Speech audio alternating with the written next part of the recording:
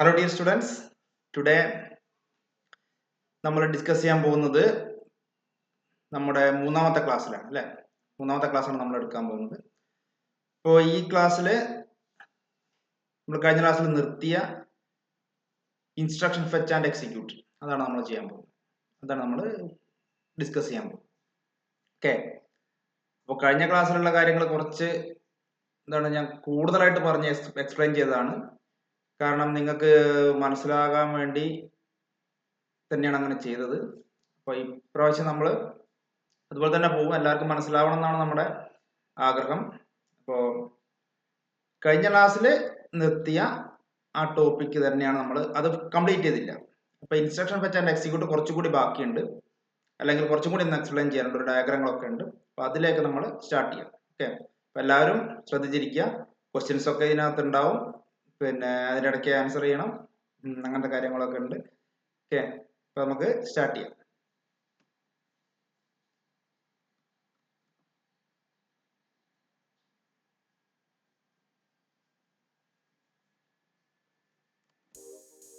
Okay, ഇപ്പൊ ഇവിടെ നോക്കാം instruction fetch and execute.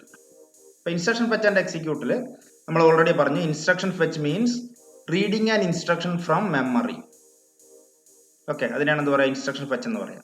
Reading and instruction from memory is called instruction fetch. Okay, execution എന്ന് പറഞ്ഞാൽ എന്താ, അതിന് എക്സിക്യൂട്ട് ചെയ്യുന്നതിന് പറയുന്നവരാണ് എക്സിക്യൂഷൻ. അപ്പോൾ ഇൻസ്ട്രക്ഷനെ മെമ്മറിയിൽ നിന്ന് റീഡ് ചെയ്ത് എക്സിക്യൂട്ട് ചെയ്യുന്നതിന് പറയുന്ന പേരാണ് ഇൻസ്ട്രക്ഷൻ ഫെച്ച് ആൻഡ് എക്സിക്യൂട്ട് എന്നുള്ളത് കേട്ടോ. അപ്പോൾ ഇതാണ് നമ്മൾ ആദ്യം എഴുതേണ്ടത്. ഇൻസ്ട്രക്ഷൻ ഫെച്ച് ആൻഡ് എക്സിക്യൂഷൻ എന്ന് ഹെഡിങ് എഴുതുക. ഇതാണ് നമ്മൾ എഴുതാൻ തുടങ്ങേണ്ടത് കേട്ടോ. അപ്പോൾ ഇത് already we discuss that reading and instruction from memory is called instruction fetch. Okay, എഴുതിയെടുത്തോളൂ. Instruction fetch means reading an instruction from memory is called instruction fetch. ഇനി ഇൻസ്ട്രക്ഷൻ ഫെച്ച് ചെയ്ത് കഴിഞ്ഞാൽ എന്താ ചെയ്യേണ്ടത്? ഇൻസ്ട്രക്ഷൻ ഫെച്ച് ചെയ്ത് കഴിഞ്ഞാൽ അതിനെ റീഡ് ചെയ്ത് കഴിഞ്ഞാൽ, ഫെച്ചിങ് മീൻസ് റീഡിങ്. ഇപ്പൊ ഇൻസ്ട്രക്ഷനെ മെമ്മറിയിൽ നിന്ന് റീഡ് ചെയ്ത് കഴിഞ്ഞാൽ അവിടെ വെക്കരുത്, എവിടെ കൊണ്ടുവന്നാലേ അത് വർക്ക് ചെയ്യുള്ളൂ. It will B workable only after it will be in IR, instruction register. Okay, instruction രജിസ്റ്ററിൽ എത്തിയാലും ശേഷം മാത്രമേ അത് വർക്ക് ചെയ്യുള്ളൂ. വെറുതെ മെമ്മറിയിൽ നിന്ന് റീഡ് ചെയ്താൽ എവിടെയാ കിട്ടുക? മെമ്മറിയിൽ നിന്ന് റീഡിങ് നടത്തിയാൽ നമ്മൾക്ക് എപ്പോഴും ഡാറ്റ കിട്ടുന്ന എവിടെയായിരിക്കും? MDRലായിരിക്കും. ഇപ്പം ഏതൊരു ഡാറ്റയെ റീഡ് ചെയ്ത് കഴിഞ്ഞാലും, മെമ്മറിയിൽ നിന്ന് റീഡ് ചെയ്ത് കഴിഞ്ഞാലും it will be in MDR. Okay, MDRൽ നിന്ന് അതിനെ IRലേക്ക് എത്തിച്ചാൽ മാത്രമേ അത് എക്സിക്യൂട്ട് ചെയ്യുള്ളൂ. ഓക്കെ, അതാണ് ഇവിടെ എഴുതിയത്. അപ്പം after fetching an instruction it wants to be stored in IR means instruction register കേട്ടോ. അപ്പോൾ ഇൻസ്ട്രക്ഷൻ റീഡ് ചെയ്യുമ്പോൾ അത് MDRൽ ഉണ്ടാവും. അപ്പോൾ MDRൽ നിന്ന് അതിനെ IRലേക്ക്, ഇൻസ്ട്രക്ഷൻ രജിസ്റ്ററിലേക്ക് മൂവ് ചെയ്യണം. എന്നാലേ മാത്രമേ അത് എക്സിക്യൂട്ട് ചെയ്യുള്ളൂ. Okay, after fetching an instruction it wants to be stored in IR for execution. Execute ചെയ്യണമെങ്കിൽ അതിനെ IRലേക്ക് സ്റ്റോർ ചെയ്യണം. Okay, at the beginning of each instruction cycle the processor fetch an instruction from memory. Instruction cycle, ആദ്യം instruction cycle എന്താണെന്ന് പറയാം. ഒരു instruction cycle എന്ന് പറഞ്ഞു കഴിഞ്ഞാൽ ഒരു ഇൻസ്ട്രക്ഷനെ റീഡ് ചെയ്ത് അതിനെ എക്സിക്യൂട്ട് ചെയ്ത് അതിൻ്റെ റിസൾട്ട് കിട്ടുന്ന വരെയുള്ള പരിപാടിക്ക് പറയുന്ന പേരാണ് എന്ത്, ഇൻസ്ട്രക്ഷൻ സൈക്കിൾ എന്നുള്ളത് കേട്ടോ. ഒരു ഇൻസ്ട്രക്ഷനെ ഫുൾ എക്സിക്യൂട്ട് ചെയ്യാം, റീഡ് ചെയ്ത് എക്സിക്യൂട്ട് ചെയ്ത് റിസൾട്ട് കിട്ടുന്നത് വരെയുള്ള എല്ലാ പ്രോസസ്സിനും കൂടി പറയുന്ന പേരാണ് ഇൻസ്ട്രക്ഷൻ സൈക്കിൾ. ഓക്കെ, അപ്പോൾ ഇൻസ്ട്രക്ഷൻ സൈക്കിൾ എന്താണെന്ന് വെച്ചാൽ കൺഫ്യൂഷൻ ആവണ്ട. ഇൻസ്ട്രക്ഷൻ സൈക്കിൾ എന്ന് പറഞ്ഞാൽ ഒരു ഇൻസ്ട്രക്ഷനെ എക്സിക്യൂട്ട് ചെയ്യുന്നതിന് പറയുന്ന പേരാണ്. ഒരു ഇൻസ്ട്രക്ഷൻ, ഒരു പ്രോഗ്രാമിലുള്ള ഒരു ലൈനിനെ എക്സിക്യൂട്ട് ചെയ്യുന്നതിന് പറയുന്ന പേരാണ് ഇൻസ്ട്രക്ഷൻ സൈക്കിൾ എന്നുള്ളത് കേട്ടോ. അപ്പോൾ ലൈനിനെ എക്സിക്യൂട്ട് ചെയ്യണമെങ്കിൽ എന്തൊക്കെ ചെയ്യണം? ആ ലൈൻ എന്ന് പറഞ്ഞ ഇൻസ്ട്രക്ഷൻ, ആ ഇൻസ്ട്രക്ഷനെ മെമ്മറിയിൽ നിന്ന് റീഡ് ചെയ്യണം, അതിനെ MDRൽ എത്തിക്കണം, MDRൽ നിന്ന് അതിനെ IRൽ എത്തിക്കണം, എന്നിട്ട് എക്സിക്യൂട്ട് ചെയ്യണം, എക്സിക്യൂട്ട് ചെയ്തിട്ട് റിസൾട്ട് പബ്ലിഷ് ചെയ്യണം. ഇത്രയും കാര്യങ്ങൾക്ക് പറയുന്ന പേരാണ് ഇൻസ്ട്രക്ഷൻ സൈക്കിൾ എന്നുള്ളത്. അപ്പോൾ ഒരു ഇൻസ്ട്രക്ഷൻ സൈക്കിൾ ചെയ്യണമെങ്കിൽ ഫസ്റ്റ് സ്റ്റെപ്പ് എന്താണ്? ഇൻസ്ട്രക്ഷൻ ഫെച്ച് ആണ്, റീഡ് ചെയ്യണം. അതാണ് ആദ്യം സ്റ്റാർട്ട് ചെയ്യേണ്ടത് കേട്ടോ.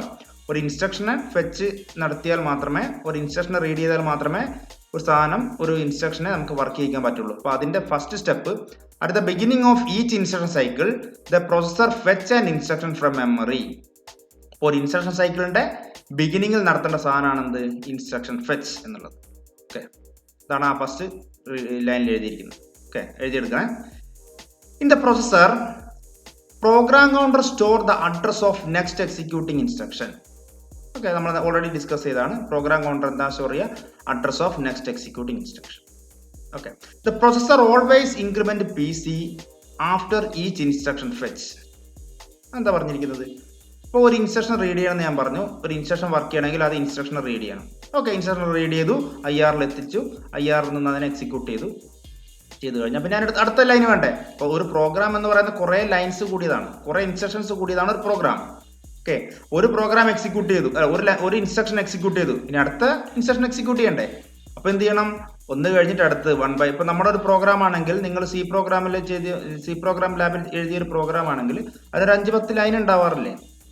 It may be 10 lines or 20 lines ഉണ്ടാവാറുണ്ട് അല്ലേ? അപ്പോൾ അതുകൊണ്ട് ഒന്നാമത്തെ ലൈൻ എക്സിക്യൂട്ട് ചെയ്തു, printf, അത് കഴിഞ്ഞ് scanf എക്സിക്യൂട്ട് ചെയ്യണം അല്ലേ? അപ്പോൾ printf എന്ന് പറയുന്ന ഒരു ഇൻസ്ട്രക്ഷൻ ആണ്, scanf എന്ന് പറയുന്ന അടുത്ത ഇൻസ്ട്രക്ഷൻ ആണ്, പിന്നെയും scanf ഉണ്ടെങ്കിൽ അത് അടുത്ത ഇൻസ്ട്രക്ഷൻ ആണ്, പിന്നെ a = b + c എന്നുള്ളത് അത് അടുത്ത ഇൻസ്ട്രക്ഷൻ ആണ്. അങ്ങനെ ഓരോരോ ഇൻസ്ട്രക്ഷൻ ആണ് ഓരോ ലൈനും. ഓക്കെ, അപ്പോൾ അതുകൊണ്ട് ഒന്നാമത്തെ ലൈൻ എക്സിക്യൂട്ട് ചെയ്തു, ഒന്നാമത്തെ ഇൻസ്ട്രക്ഷൻ എക്സിക്യൂട്ട് ചെയ്ത് കഴിഞ്ഞാൽ എന്ത് ചെയ്യും? പ്രോഗ്രാം കൗണ്ടർ എന്ത് ചെയ്യും? അടുത്ത് എടുക്കണ്ടേ? ഒരു ലൈൻ, ഒന്നാമത്തെ ലൈൻ കഴിഞ്ഞാൽ അടുത്ത് എക്സിക്യൂട്ട് ചെയ്യേണ്ട എന്താ? രണ്ടാമത്തെ ലൈനാണ്. അപ്പോൾ ഒന്നാമത്തെ ലൈൻ എക്സിക്യൂട്ട് ചെയ്ത് കഴിഞ്ഞാൽ പ്രോഗ്രാം കൗണ്ടർ എന്ത് ചെയ്യും? അടുത്ത ഏതാണ് എക്സിക്യൂട്ട് ചെയ്യേണ്ടത് എന്നതിന്റെ അഡ്രസ് സ്റ്റോർ ചെയ്ത് വെക്കുന്ന സാധനമാണ് program counter. We studied about program counter. Program counter store the address of next executing instruction അല്ലേ? അപ്പോൾ ഒന്നാമത്തെ ഇൻസ്ട്രക്ഷൻ കഴിഞ്ഞാൽ പ്രോഗ്രാം കൗണ്ടർ പറയും രണ്ടാമത്തെ ഇൻസ്ട്രക്ഷൻ എടുക്കുമെന്ന് പറയും. അപ്പോൾ രണ്ടാമത്തെ ഇൻസ്ട്രക്ഷൻ എടുക്കും. രണ്ടാമത്തെ ഇൻസ്ട്രക്ഷൻ എക്സിക്യൂട്ട് ചെയ്ത് കഴിഞ്ഞാൽ മൂന്നാമത്തെ ഇൻസ്ട്രക്ഷൻ എടുക്കുമെന്ന് പറയും. അപ്പോൾ പ്രോഗ്രാം കൗണ്ടർ എന്ന് പറയുന്ന സംഭവം എപ്പോഴും ഇൻക്രിമെന്റ് ചെയ്തുകൊണ്ടേയിരിക്കണം. അതാണ് ഇവിടെ എഴുതിയിരിക്കുന്നത്. In the processor, program counter store the address of next executing instruction. The processor always increment. The processor എപ്പോഴും program counter increment ചെയ്തുകൊണ്ടിരിക്കും, കൂട്ടിക്കൊണ്ടിരിക്കും. The processor always increment program counter after each instruction fetch. ഓരോ instruction fetch കഴിഞ്ഞാലും, ഓരോ ഇൻസ്ട്രക്ഷനെ read ചെയ്ത് കഴിഞ്ഞാലും, ഒന്നാമത്തെ line read ചെയ്ത് കഴിഞ്ഞു, ഇനി എന്താ ചെയ്യേണ്ടത്? രണ്ടാമത്തെ ലൈനെയാണ് റീഡ് ചെയ്യേണ്ടത്. അപ്പോൾ പ്രോഗ്രാം കൗണ്ടർ എന്ത് ചെയ്യും? അടുത്ത അഡ്രസ്സിലേക്ക് കൊടുക്കും, ഒന്ന് ഇൻക്രിമെന്റ് ചെയ്തു. അപ്പോൾ 100 എന്ന് പറയുന്ന ലൊക്കേഷനിലാണ് ഒന്നാമത്തെ ലൈൻ ഉള്ളതെങ്കിൽ 101 എന്ന് പറയുന്ന ലൊക്കേഷനിലായിരിക്കും മെമ്മറിയിലായിരിക്കും എന്തുണ്ടാവുക? രണ്ടാമത്തെ ലൈൻ ഉണ്ടാവുക. അപ്പോൾ ഒന്നാമത്തെ ലൈന് റീഡ് ചെയ്ത് കഴിഞ്ഞാൽ ഇനി അടുത്ത ഏതാ റീഡ് ചെയ്യേണ്ടത്? രണ്ടാമത്തെ ലൈനാണ്. അപ്പോൾ പ്രോഗ്രാം കൗണ്ടർ എന്ത് ചെയ്യും? 100 എന്ന് പറയുന്ന മെമ്മറിയിൽ നിന്ന് റീഡ് ചെയ്ത് കഴിഞ്ഞാൽ ഉടനെ തന്നെ എന്ത് ചെയ്യും? പ്രോഗ്രാം കൗണ്ടർ ഒന്ന് കൂട്ടും, ഒന്ന് ഇൻക്രിമെന്റ് ചെയ്യും, 101 എന്നാക്കി വെക്കും. പ്രോഗ്രാം കൗണ്ടറിലെ കണ്ടന്റ് 101 എന്ന് സെറ്റ് ചെയ്ത് വെക്കും. അപ്പോൾ അതിന്റെ അർത്ഥം എന്താണ്? ഈ 100ാമത്തെ ചെയ്ത് കഴിഞ്ഞാൽ അടുത്ത എവിടെയാണ് പോകേണ്ടത്? 101ലാണ് പോകേണ്ടത്. 101 എന്ന് പറയുന്ന മെമ്മറി ലൊക്കേഷനിൽ പോയിട്ട് റീഡ് ചെയ്ത് കഴിഞ്ഞാൽ പ്രോഗ്രാം കൗണ്ടർ എന്ത് ചെയ്യും? അടുത്ത 102 എന്നാക്കി സെറ്റ് ചെയ്ത് വെക്കും. അപ്പോൾ പ്രോഗ്രാം കൗണ്ടർ എന്ന് പറയുന്നത് ഓരോ ഇൻസ്ട്രക്ഷനെ ഫെച്ച് ചെയ്ത് കഴിയുമ്പോഴും മൈക്രോ പ്രോസസർ എന്ത് ചെയ്യും? പ്രോഗ്രാം കൗണ്ടറിനോട് ഒന്ന് ഇൻക്രിമെന്റ് ചെയ്യാൻ പറഞ്ഞുകൊണ്ടേയിരിക്കും. ഓക്കെ, അപ്പോൾ അതുകൊണ്ട് എന്താണ്? അതുകൊണ്ട് പ്രോഗ്രാം കൗണ്ടർ ഇൻക്രിമെന്റ് ചെയ്യുന്നത് കൊണ്ട് എന്താണ് ഗുണമുള്ളത്? So that it can fetch next instruction in the program. അതുകൊണ്ട് എന്ത് ചെയ്യും? ഇറ്റ് ക്യാൻ ഫെച്ച്, ഇതിനെ റീഡ് ചെയ്യാൻ പറ്റും. മൈക്രോ പ്രോസസറിന് എന്ത് റീഡ് ചെയ്യാൻ പറ്റും? അടുത്ത ഇൻസ്ട്രക്ഷനെ, പ്രോഗ്രാമിലുള്ള അടുത്ത ലൈനിനെ റീഡ് ചെയ്യാൻ പറ്റും, ഫെച്ച് ചെയ്യാൻ പറ്റും. അപ്പം അങ്ങനെ ഒന്നാമത്തെ ലൈൻ ഫെച്ച് ചെയ്തു, രണ്ടാമത്തെ ലൈൻ റീഡ് ചെയ്തു, മൂന്നാമത്തെ ലൈൻ ഫെച്ച് ചെയ്തു, നാലാമത്തെ ലൈൻ ഫെച്ച് ചെയ്തു. അങ്ങനെ 10 ലൈനുള്ള പ്രോഗ്രാം ആണെങ്കിൽ 9ാമത്തെ ലൈൻ റീഡ് ചെയ്തു, പിന്നെ 10ാമത്തെ ലൈൻ റീഡ് ചെയ്ത് കഴിയുമ്പോൾ പ്രോഗ്രാം കൗണ്ടർ കഴിഞ്ഞു. ഇനിയുണ്ടോ? പ്രോഗ്രാം ഇല്ല.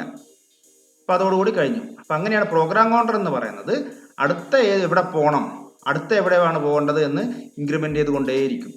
അപ്പോൾ നമ്മൾ അടുത്ത എവിടെ പോകണം എവിടെ നോക്കിയാൽ മതി? അടുത്ത നമ്മൾ എവിടെ പോയിട്ടാണ് എടുക്കേണ്ടത് എന്ന് എവിടെ നോക്കിയാൽ മതി? പ്രോഗ്രാം കൗണ്ടറിൽ നോക്കിയാൽ മതി. പ്രോഗ്രാം കൗണ്ടർ ഓരോ ലൈൻ എടുക്കുമ്പോഴും പ്രോഗ്രാം കൗണ്ടർ എന്ത് ചെയ്യും? ഒന്ന് ഇൻക്രിമെന്റ് ചെയ്തുകൊണ്ടേയിരിക്കും. അതാണ് എഴുതിയിരിക്കുന്നത്.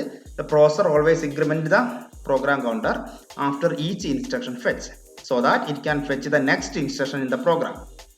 ദ ഫെച്ച്ഡ് ഇൻസ്ട്രക്ഷൻ ഈസ്, അപ്പോൾ ഓരോ ഇൻസ്ട്രക്ഷനെ ലോഡ് ചെയ്തുകൊണ്ടേയിരിക്കും. ഇനി ഒരു ഇൻസ്ട്രക്ഷനെ ഫെച്ച് ചെയ്ത് കഴിഞ്ഞാൽ എന്ത് ചെയ്യണം? നമ്മൾ നേരത്തെ പറഞ്ഞാണ്, the fetched instruction is loaded into instruction register. Fetch ചെയ്ത ഇൻസ്ട്രക്ഷൻ, അതായത് റീഡ് ചെയ്ത ഇൻസ്ട്രക്ഷൻ എവിടെയാണ് ഉണ്ടാവുക? MDRലാണ് ഉണ്ടാവുക. അതിനെ എവിടേക്ക് ലോഡ് ചെയ്യണം? Loaded into instruction register, IR.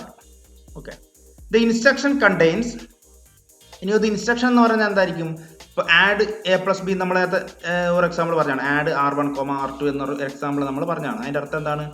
R1 എന്ന് പറയുന്ന രജിസ്റ്ററിലെ കണ്ടന്റും R2 എന്ന രജിസ്റ്ററിലെ കണ്ടന്റും കൂടി ആഡ് ചെയ്ത് റിസൾട്ട് R1ൽ സ്റ്റോർ ചെയ്യുക എന്നായിരുന്നു അതിൻ്റെ മീനിങ്. ഓക്കെ, ഇതൊക്കെ നമുക്ക് വേണ്ടി, ഇത് ഉപയോഗിക്കുന്ന യൂസേഴ്സിന് വേണ്ടിയാണ് ആഡ് എന്നൊക്കെ പറഞ്ഞ് എഴുതിയിരിക്കുന്നത്. കമ്പ്യൂട്ടറിന് അങ്ങനെ ആഡും R1 എന്ന് പറയുന്ന സംഭവങ്ങളൊന്നും അറിയില്ല. കമ്പ്യൂട്ടറിനെല്ലാം എന്താണ്?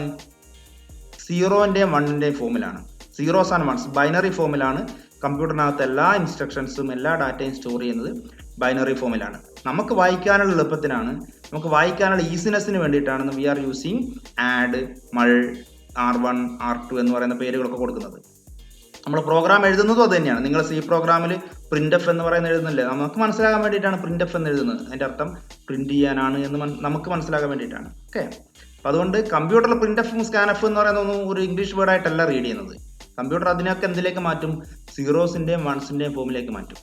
ഓക്കെ, സീറോസിൻ്റെയും വൺസിൻ്റെയും ഫോമിലേക്ക് മാറ്റിയിട്ട് മാത്രമേ ഇൻസ്ട്രക്ഷൻ രജിസ്റ്ററിലേക്ക് അതിനെ സ്റ്റോർ ചെയ്യുള്ളൂ. അപ്പോൾ ഇൻസ്ട്രക്ഷൻ രജിസ്റ്ററിനകത്ത് ഉണ്ടാവുന്നത് ആഡ് എന്നല്ല ഉണ്ടാവുക, ഒരു 10011 എന്നാണ് ഉണ്ടാവുക. ഓക്കെ, അപ്പോൾ 10011 എന്ന് അറിഞ്ഞാൽ കമ്പ്യൂട്ടറിന് ഓൾറെഡി എന്താ അറിയാൻ പറ്റും? 10011 എന്ന് പറഞ്ഞാൽ അഡീഷൻ ചെയ്യാനാണ് എന്ന് കമ്പ്യൂട്ടറിന് അറിയാൻ പറ്റും. ഓക്കെ, അപ്പം എല്ലാ ഫോമിലും, എല്ലാ സംഭവത്തിനും, എല്ലാ കോഡിനും, എല്ലാ ഇൻസ്ട്രക്ഷനും ഒരു ബൈനറി ഫോം ഉണ്ടാവും. Each instruction have its on binary format. Okay, ഏതൊരു ഇൻസ്ട്രക്ഷനും അതിനൊരു ബൈനറി ഫോമിലേക്ക് മാറ്റിയിട്ടുണ്ടാവും. അപ്പോൾ അതാണ് ഇവിടെ സ്റ്റോർ ചെയ്യുക, ഇൻസ്ട്രക്ഷൻ രജിസ്റ്ററിൽ സ്റ്റോർ ചെയ്യുക. ഓക്കെ, അതാണ് ഇവിടെ എഴുതിയിരിക്കുന്നത്. The instruction contains bits that specifies the action the processor need to execute. അപ്പോൾ the instruction contains the bits. Instruction എന്ന് പറയുന്നത് എന്താ ഉണ്ടാവുക? ഇൻസ്ട്രക്ഷൻ ബിറ്റ്സ് ആണ് ഉണ്ടാവുക, സീറോസും വൺസും ആണ് ഉണ്ടാവുക. എന്താ അത് സ്പെസിഫൈ ചെയ്യുന്നത്? That specifies the action. ഒരു ഇൻസ്ട്രക്ഷൻ എന്ന് പറഞ്ഞാൽ എന്ത് ചെയ്യാൻ? ഒരു ആക്ഷൻ ചെയ്യാനാണ്. അഡീഷൻ എന്ന് പറഞ്ഞ ഒരു ആക്ഷൻ ചെയ്യാൻ, അല്ലെങ്കിൽ മൾട്ടിപ്ലിക്കേഷൻ എന്ന് പറഞ്ഞ ഒരു ആക്ഷൻ ചെയ്യാൻ, അല്ലെങ്കിൽ പാട്ട് പാടിക്കുക എന്നുള്ളൊരു ആക്ഷൻ ചെയ്യാൻ, അല്ലെങ്കിൽ സിനിമ കാണിക്കുക എന്നുള്ളൊരു ആക്ഷൻ ചെയ്യാൻ. അപ്പോൾ എന്തൊരു ഇൻസ്ട്രക്ഷൻ എന്താണ്? ഒരു ആക്ഷൻ ചെയ്യാൻ വേണ്ടിയിട്ടാണ്, ഒരു എക്സിക്യൂഷൻ ചെയ്യാൻ വേണ്ടിയിട്ടാണ്. അപ്പോൾ നമ്മുടെ ഈ ബൈനറി ഫോർമാറ്റിലുള്ള സാധനം 10110 എന്നൊക്കെ പറയുന്ന ആ ബൈനറി ഫോർമാറ്റിലായിരിക്കും ഇൻസ്ട്രക്ഷൻ ഉണ്ടാവുക. അത് എന്ത് സ്പെസിഫൈ ചെയ്യുക? ആ ഇൻസ്ട്രക്ഷൻ എന്താണ് സ്പെസിഫൈ ചെയ്യുക? എന്ത് ആക്ഷനാണ് ചെയ്യേണ്ടത് എന്ന് ആ ബൈനറി ഫോർമാറ്റ് നോക്കിയാൽ മൈക്രോ പ്രോസസറിന് മനസ്സിലാകും. അപ്പോൾ ഇൻസ്ട്രക്ഷൻ രജിസ്റ്ററിനകത്തുള്ള ബൈനറി ഫോർമാറ്റ് നോക്കിയാൽ മൈക്രോ പ്രോസസറിന് മനസ്സിലാകും എന്താണ് ഞാൻ ചെയ്യേണ്ടത്. 10011 എന്നാണ് ഇൻസ്ട്രക്ഷൻ രജിസ്റ്ററിനകത്തുള്ളതെങ്കിൽ the microprocessor will perform addition. 10111 എന്നാണ് ഇൻസ്ട്രക്ഷൻ രജിസ്റ്ററിനകത്തുള്ളതെങ്കിൽ the microprocessor will perform subtraction. That's all. Okay, അങ്ങനെയാണ് ഓരോ സംഭവത്തിനും, ഓരോ ഇൻസ്ട്രക്ഷനും ഒരു ബൈനറി ഫോർമാറ്റ് ഉണ്ടാവും. ഓക്കെ, ഇതാണ് ഇതിൻ്റെ ഒരു ഡയഗ്രം. നോക്കിക്കോളൂ, ഒരു ഡയഗ്രം നോക്കണ്ട, ഇത് വരച്ചെടുക്കണേ, ഇതെല്ലാം എഴുതിയെടുക്കണം, വരച്ചെടുക്കണം. ഓക്കെ, അപ്പോൾ ഈ ഡയഗ്രം നോക്കുക, സ്റ്റാർട്ട് ചെയ്യാം. ഇതാണ് ഇൻസ്ട്രക്ഷൻ ഫെച്ച് ആൻഡ് എക്സിക്യൂഷൻ ചോദിച്ചാൽ ഈ ഡയഗ്രം വരയ്ക്കണം കേട്ടോ. അപ്പോൾ ഇൻസ്ട്രക്ഷൻ ഫെച്ച് ആൻഡ് എക്സിക്യൂഷൻ ഒന്നുമില്ല, സിമ്പിളാണ്. ഇതാ ഫെച്ച് ഇൻസ്ട്രക്ഷൻ, ഒരു ഇൻസ്ട്രക്ഷനെ ഫെച്ച് ചെയ്യുക, എക്സിക്യൂട്ട് ചെയ്ത് മാത്രമേ ഉള്ളൂ. Instruction fetch and execute. ഒരു ഇൻസ്ട്രക്ഷൻ ഫെച്ച് ചെയ്യുക, അതിന് എക്സിക്യൂട്ട് ചെയ്യുക. ഇതാണ് നടന്നുകൊണ്ടേയിരിക്കുന്നത്. ഇതാണ് സൈക്കിൾ ഫോർമാറ്റിൽ ചെയ്തുകൊണ്ടേയിരിക്കുന്നത്. ഇതാണ് ഇങ്ങനെ കണ്ടിന്യൂ ചെയ്തുകൊണ്ടേയിരിക്കുന്നത്. ഇൻസ്ട്രക്ഷൻ ഫെച്ച് ചെയ്യുക, എക്സിക്യൂട്ട് ചെയ്യുക.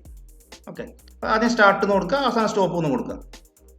ഓക്കെ, അപ്പോൾ ഇൻസ്ട്രക്ഷനെ ഫെച്ച് ചെയ്യുന്നതിന് പറയുന്ന പേരാണ് ഫെച്ച് സൈക്കിൾ എന്ന്. കണ്ടോ, അടിയിൽ കണ്ടില്ലേ ഫെച്ച് സൈക്കിൾ. എക്സിക്യൂട്ട് ചെയ്യുന്നതിന് പറയുന്ന പേരാണ് എക്സിക്യൂട്ട് സൈക്കിൾ എന്നുള്ളത്. ഓക്കെ, ഇൻസ്ട്രക്ഷൻ സൈക്കിൾ എന്ന് പറഞ്ഞാൽ എന്തായിരുന്നു? ഇൻസ്ട്രക്ഷൻ സൈക്കിൾ എന്ന് പറഞ്ഞാൽ ഇതെല്ലാം കൂടി ചെയ്യുന്നതിനാണ് എന്താ പറയുക? ഇൻസ്ട്രക്ഷൻ സൈക്കിൾ എന്ന് പറയാം. ഓക്കെ, ഫെച്ച് ചെയ്യുന്നതിന് പറയുന്ന പേര് ഫെച്ച് സൈക്കിൾ, എക്സിക്യൂട്ട് ചെയ്യുന്നതിന് മാത്രം പറയുന്ന പേര് എക്സിക്യൂട്ട് സൈക്കിൾ. ഒരു ഇൻസ്ട്രക്ഷനെ നമ്മൾ റീഡ് ചെയ്യണം, എക്സിക്യൂട്ട് ചെയ്യണം, സ്റ്റോപ്പ് ചെയ്യണം, ഇത്രയേ ഉള്ളൂ പരിപാടി. ഇനി നോക്കുക, the processor execute the instruction using the following 4 steps. നോക്കിക്കോളൂ, പ്രോസസർ എക്സിക്യൂട്ട് ദ ഒരു പ്രോസസർ ഒരു ഇൻസ്ട്രക്ഷൻ എക്സിക്യൂട്ട് ചെയ്യണമെങ്കിൽ, ഒരു ഇൻസ്ട്രക്ഷൻ എന്ന് പറഞ്ഞാൽ ഒരു എക്സാമ്പിൾ ആയിട്ട് നമുക്ക് ആഡ് R1, R2 എന്ന് എടുക്കാം. അത് തന്നെ നമ്മൾ നേരത്തെ അതേ എക്സാമ്പിൾ നമുക്ക് കൺസിഡർ ചെയ്യാം. We can consider an example like add R1, R2. It is an instruction. Okay, the processor ഈ ഇൻസ്ട്രക്ഷൻ എക്സിക്യൂട്ട് ചെയ്യണമെങ്കിൽ 4 സ്റ്റെപ്പിലൂടെ കടന്നു പോകും. 4 സ്റ്റെപ്പ് എന്ന് പറഞ്ഞാൽ എന്താ? ആദ്യം അതിനെ എന്ത് ചെയ്യേണ്ടി വരും? റീഡ് ചെയ്യണം. അപ്പം പ്രോസസറിൻ്റെ മെമ്മറി ആയിട്ട് ഡാറ്റ അങ്ങോട്ടും ഇങ്ങോട്ടും ട്രാൻസ്ഫർ ചെയ്യണം. Processor to memory data transfer and memory to ഈ ആഡ് R1, R2 എന്നുള്ളത് എവിടെയാണ് ഉണ്ടാവുക? മെമ്മറിയിലാണ് ഉണ്ടാവുക, അല്ലേ? നമ്മൾ പഠിച്ചാണ്, എല്ലാ സംഭവങ്ങളും മെമ്മറിയിലാണ് ഉണ്ടാവുക.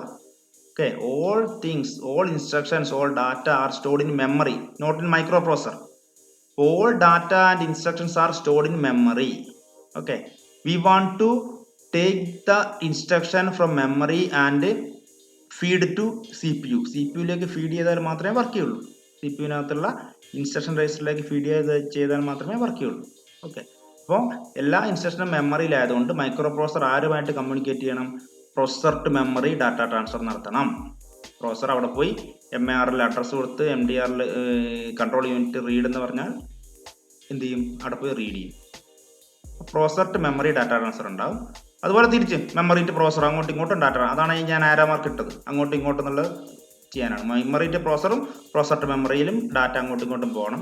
അതുപോലെ processor to IO and IO to processor, data അങ്ങോട്ടും ഇങ്ങോട്ടും പോകണം അല്ലേ. ആദ്യം പ്രോസസറിൽ നിന്ന് മെമ്മറിയിലേക്കും പോകണം, മെമ്മറിയിൽ നിന്ന് പ്രോസസറിലേക്കും വരേണ്ടി വരും. പിന്നെ processor to IO and IO to processor. എന്താ അർത്ഥം? പ്രോസസർ എന്ന് പറയുന്നത് മൈക്രോ CPU, IO എന്ന് പറഞ്ഞാൽ എന്താ? Input out. കീബോർഡിൽ നിന്ന് നമുക്കൊരു ഡാറ്റ കൊടുക്കണമെങ്കിലും 5, 6 എന്ന് പറഞ്ഞ 2 നമ്പറാണ് ആഡ് ചെയ്യേണ്ടത്. അപ്പോൾ നമ്മൾ എന്ത് ചെയ്യും? 5, 6 എന്ന് പറഞ്ഞ നമ്പർ കീബോർഡ് വഴിയാണ് കൊടുക്കുക. അപ്പോൾ ഈ കൊടുക്കുന്ന ഡാറ്റ എവിടെയാണ് പോവുക? കീബോർഡിൽ നിന്ന് പ്രോസസറിലേക്ക്. കീബോർഡ് എന്ന് പറയുന്ന ഒരു ഇൻപുട്ട് യൂണിറ്റ് ആണ്. അതുകൊണ്ട് ഇൻപുട്ട് ഔട്ട്പുട്ട് യൂണിറ്റിന്റെ പേരാണ് IO എന്ന് പറയുന്നത്. ഇൻപുട്ട് യൂണിറ്റിനെ ഔട്ട്പുട്ട് യൂണിറ്റിനെയും ഒരുമിച്ച് നമ്മൾ IO എന്ന് പറയുന്നുണ്ട് അല്ലേ. അപ്പോൾ അതാണ്. ഇപ്പോൾ ഡാറ്റ, ഒന്നാമത്തെ ഡാറ്റ മൈക്രോ പ്രോസസറിൽ നിന്ന് മെമ്മറിയിലേക്ക്, മെമ്മറിയിൽ നിന്ന് മൈക്രോ പ്രോസസറിൽ പോകേണ്ടി വരും. ചിലപ്പോൾ ഡാറ്റ മൈക്രോ പ്രോസസറിൽ നിന്ന് ഇൻപുട്ട് ഔട്ട്പുട്ട് യൂണിറ്റിലേക്കും, ഇൻപുട്ട് ഔട്ട്പുട്ട് യൂണിറ്റിൽ നിന്ന് മൈക്രോ പ്രോസസറിലേക്ക് പോകേണ്ടി വരും. ഇങ്ങനെയൊക്കെ ഈ 2 രീതിയിലാണ് ഡാറ്റ നമ്മൾ കൊടുക്കുക. ഡാറ്റ കൊടുത്തു കഴിഞ്ഞാൽ എന്ത് ചെയ്യണം? അതിനെ എക്സിക്യൂട്ട് ചെയ്യണ്ടേ. ഇപ്പോൾ ഡാറ്റ പ്രോസസ്സിംഗ് എന്ന് പറയുന്ന പരിപാടി നടത്തണം. അപ്പോൾ ഡാറ്റ പ്രോസസ്സിംഗ് നടത്തണം. പ്രോസസ്സിംഗ് എന്ന് പറഞ്ഞാൽ എന്താ? എക്സിക്യൂട്ട് ചെയ്യുക. എക്സിക്യൂട്ട് ചെയ്യുന്ന യൂണിറ്റ് ALU ആണ്. ALU എക്സിക്യൂട്ട് ചെയ്യുന്ന ആരുടെ നോക്കിയിട്ടാണ്? ഇൻസ്ട്രക്ഷൻ രജിസ്റ്റർ നോക്കിയിട്ടാണ് എക്സിക്യൂട്ട് ചെയ്യുന്നത്. ഇൻസ്ട്രക്ഷൻ രജിസ്റ്ററിൽ എന്താണോ എഴുതിയത് അതാണ് ALU എക്സിക്യൂട്ട് ചെയ്യുക. ഓക്കെ. അപ്പോൾ ഡാറ്റേനെ എക്സിക്യൂട്ട് ചെയ്യണം. പിന്നെ കൺട്രോൾ കൊടുക്കണം. കൺട്രോൾ ചെയ്യാന്ന് പറഞ്ഞാൽ എന്താ? ആരൊക്കെ എപ്പൊക്കെ ഏതൊക്കെ യൂണിറ്റ് എപ്പോഴൊക്കെ എന്തൊക്കെ ചെയ്യണം എന്ന് പറയുന്നതിനാണ് എന്താ പറയുക? കൺട്രോൾ എന്ന് പറയും. അപ്പോൾ provide control signal to the other units. ഈ 4 സ്റ്റെപ്പിലൂടെ ഇത് കടന്നു പോകും. ഒരു കമ്പ്യൂട്ടർ ആകെ ഈ 4 സ്റ്റെപ്പിലൂടെ കടന്നു പോകുന്നുള്ളൂ. ഒരു കമ്പ്യൂട്ടറിന്റെ വർക്കിംഗ് എന്ന് പറയുന്നത് ഡാറ്റ എവിടെയൊക്കെ പോകണം? ഡാറ്റ പ്രോസസറിൽ നിന്ന് മെമ്മറിയിൽ നിന്ന് പോകേണ്ടി വരും, മെമ്മറിയിൽ നിന്ന് പ്രോസസറിലേക്ക് പോകേണ്ടി വരും. അതേപോലെ പ്രോസസറിൽ നിന്ന് ഇൻപുട്ട് ഔട്ട്പുട്ട് യൂണിറ്റിലേക്ക് പോകേണ്ടി വരും, ഇൻപുട്ട് ഔട്ട്പുട്ടിൽ നിന്ന് പ്രോസസറിലേക്ക് പോകേണ്ടി വരും. പിന്നെ ചെയ്യുന്നത് ഡാറ്റനെ എക്സിക്യൂട്ട് ചെയ്യണം. ഇപ്പം ഡാറ്റ കിട്ടിയിട്ടേ ഉള്ളൂ, നമുക്ക് പ്രോസസ് ചെയ്യാനുള്ള ഡാറ്റ കിട്ടിയിട്ടേ ഉള്ളൂ. ഒന്നുകിൽ മെമ്മറിയിൽ നിന്ന് കിട്ടും, അല്ലെങ്കിൽ കീബോർഡ് വഴി കിട്ടും. ആ 2 രീതിയിൽ ഡാറ്റ കിട്ടി. അടുത്ത സ്റ്റെപ്പ് എന്താ? ഡാറ്റയെ പ്രോസസ് ചെയ്യുക. പ്രോസസ് ചെയ്യാന്ന് പറഞ്ഞാൽ എന്താ? എക്സിക്യൂട്ട് ചെയ്യുക. എക്സിക്യൂട്ട് ചെയ്താൽ നമുക്ക് റിസൾട്ട് കിട്ടും. റിസൾട്ട് കിട്ടുന്നത് അത് സ്റ്റോർ ചെയ്ത് വെക്കേണ്ടി വരും. ഇനി എന്താ? കൺട്രോൾ എന്ന് പറയുന്ന ഒരു ഫംഗ്ഷൻ കൂടി ചെയ്യണം. കൺട്രോൾ എന്ന് പറയുന്ന ഫംഗ്ഷൻ എന്താണ്? ഇൻപുട്ട് ഔട്ട്പുട്ട് യൂണിറ്റിനെ കൺട്രോൾ ചെയ്യണം, മൈക്രോ പ്രോസസറിനെ കൺട്രോൾ ചെയ്യണം. പിന്നെ എപ്പോഴാണ് ഇത് വർക്ക് ചെയ്യേണ്ടത്, എവിടെയാണ് ഇത് വർക്ക് ചെയ്യേണ്ടത്, ആരാണ് ഇത് വർക്ക് ചെയ്യേണ്ടത്, അങ്ങനത്തെ കാര്യങ്ങളൊക്കെ കൊടുക്കാനും ഈ കൺട്രോൾ സിഗ്നൽ വഴിയാണ് പെർഫോം ചെയ്യുന്നത്. ഈ കൺട്രോളിംഗ് ഒക്കെ നടത്തുന്നത് കൺട്രോൾ യൂണിറ്റാണ്. അപ്പോൾ ഈ 4 രീതിയിൽ അല്ലെ 4 സ്റ്റെപ്പുകളുണ്ട്. ഒരു കമ്പ്യൂട്ടറിനകത്ത് ഒരു ഇൻസ്ട്രക്ഷൻ വർക്ക് ചെയ്യണമെങ്കിൽ ഈ 4 സ്റ്റെപ്പുകൾ ഉപയോഗിക്കുന്നുണ്ട്. കൺട്രോൾ ചെയ്യേണ്ടി വരും, അതിനെ എക്സിക്യൂട്ട് ചെയ്യേണ്ടി വരും, പിന്നെ ഡാറ്റയെ റീഡ് ചെയ്യേണ്ടി വരും. ഡാറ്റ റീഡ് ചെയ്യാനാണ് ഞാൻ പറഞ്ഞ 2 സ്റ്റെപ്പ്. ആദ്യത്തെ 2 സ്റ്റെപ്പ് ഡാറ്റയെ റീഡ് ചെയ്യാനാണ്, മെമ്മറിയിൽ നിന്ന് ഡാറ്റയെ റീഡ് ചെയ്യണം. ഈ റിസൾട്ട് കിട്ടിയാൽ അതിനെ കൊടുക്കുകയും വേണം. ഓക്കെ. ഈ 4 സ്റ്റെപ്പുകളാണ്. എല്ലാ എക്സിക്യൂഷനും, ഒരു ഇൻസ്ട്രക്ഷൻ എക്സിക്യൂട്ട് ചെയ്യണമെങ്കിൽ ഈ 4 സ്റ്റെപ്പുകളിലൂടെ കടന്നു പോകണം. റീഡ് ചെയ്യുന്ന 2 രീതിയിൽ ചെയ്യാം. മെമ്മറിയിൽ നിന്ന് റീഡ് ചെയ്യാം, പിന്നെ ഇൻപുട്ട് കീബോർഡ് വഴിയും റീഡ് ചെയ്യാം, കീബോർഡ് വഴി എത്തിയിട്ടും റീഡ് ചെയ്യാം. അപ്പോൾ അതാണ് ഇത് 2 രീതി 1, 2 എന്ന് പറയുന്ന സ്റ്റെപ്പ് ഉപയോഗിച്ച്. ഓക്കെ. പിന്നെ എന്താണ്? എക്സിക്യൂട്ട് ചെയ്യണം. റീഡ് ചെയ്ത് കഴിഞ്ഞാൽ അടുത്ത സ്റ്റെപ്പ് എന്താ? എക്സിക്യൂട്ട് ചെയ്യലാണ്. അതാണ് ഡാറ്റ പ്രോസസ്സിംഗ് എന്ന് പറയുന്നത്. പ്രോസസ് ചെയ്ത് കഴിഞ്ഞാൽ അതിൻ്റെ റിസൾട്ടൊക്കെ കിട്ടും, അതൊക്കെ സ്റ്റോർ ചെയ്യണം. 4ാമത്തെ വേറെ സ്റ്റെപ്പ് എന്താ? കൺട്രോൾ ചെയ്യണം. ഇതിനൊക്കെ കൺട്രോൾ ചെയ്യാൻ വേണ്ടി ഒരു യൂണിറ്റ് വേണം. കൺട്രോൾ യൂണിറ്റ് കൺട്രോൾ സിഗ്നൽ കൊടുത്തിട്ടാണ് ഇതൊക്കെ ചെയ്യുന്നത്. കൺട്രോൾ യൂണിറ്റാണ് ഇവരൊക്കെ ഇങ്ങനെ ചെയ്യുന്നത്. കൺട്രോൾ യൂണിറ്റാണ് എന്തൊക്കെ ചെയ്യണം, റീഡ് ചെയ്യണോ, റൈറ്റ് ചെയ്യണോ, ആഡ് ചെയ്യണോ എന്നൊക്കെ പറയുന്നത് കൺട്രോൾ യൂണിറ്റാണ്. ഓക്കെ. എഴുതിയെടുക്കുക കേട്ടോ, വരച്ചെടുക്കണം. ഇത് നമ്മൾ നേരത്തെ പറഞ്ഞ തന്നെയാണ് കേട്ടോ. ഇത് നിങ്ങൾ നേരത്തെ പറഞ്ഞാണ്. അപ്പോൾ ഇങ്ങനെ ഈ രീതിയിൽ എഴുതിയെടുക്കണേ. അതായത് ഇന്ന് പഠിപ്പിച്ച രീതിയിൽ നിങ്ങൾ നോട്ട് എഴുതിയെടുക്കുക. നേരത്തെ പറഞ്ഞ നോട്ട് നിങ്ങൾ എഴുതിയെടുത്തിട്ടുണ്ടാവും. ഓക്കെ. ആദ്യം ഇതിൻ്റെ ഫസ്റ്റ് പോർഷൻ ഇപ്പോൾ പറഞ്ഞതാണ് ഫസ്റ്റ് പോർഷൻ. അത് കഴിഞ്ഞിട്ട് ഇത് എഴുതിയെടുത്താൽ മതി. ഓക്കെ. എഴുതിയെടുത്താണെങ്കിൽ അതിന് നിങ്ങൾ പാർട്ട് നമ്പർ ഇട്ടാൽ മതി. ഫസ്റ്റ് പോർഷൻ അതാണ്, സെക്കൻഡ് പോർഷൻ ഇതാണ് എന്ന് എഴുതി വെച്ചാൽ മതി. വേറെ ഒന്നുമില്ല. ഓക്കെ. ഇതൊക്കെ നമ്മൾ എഴുതിയതാണ്.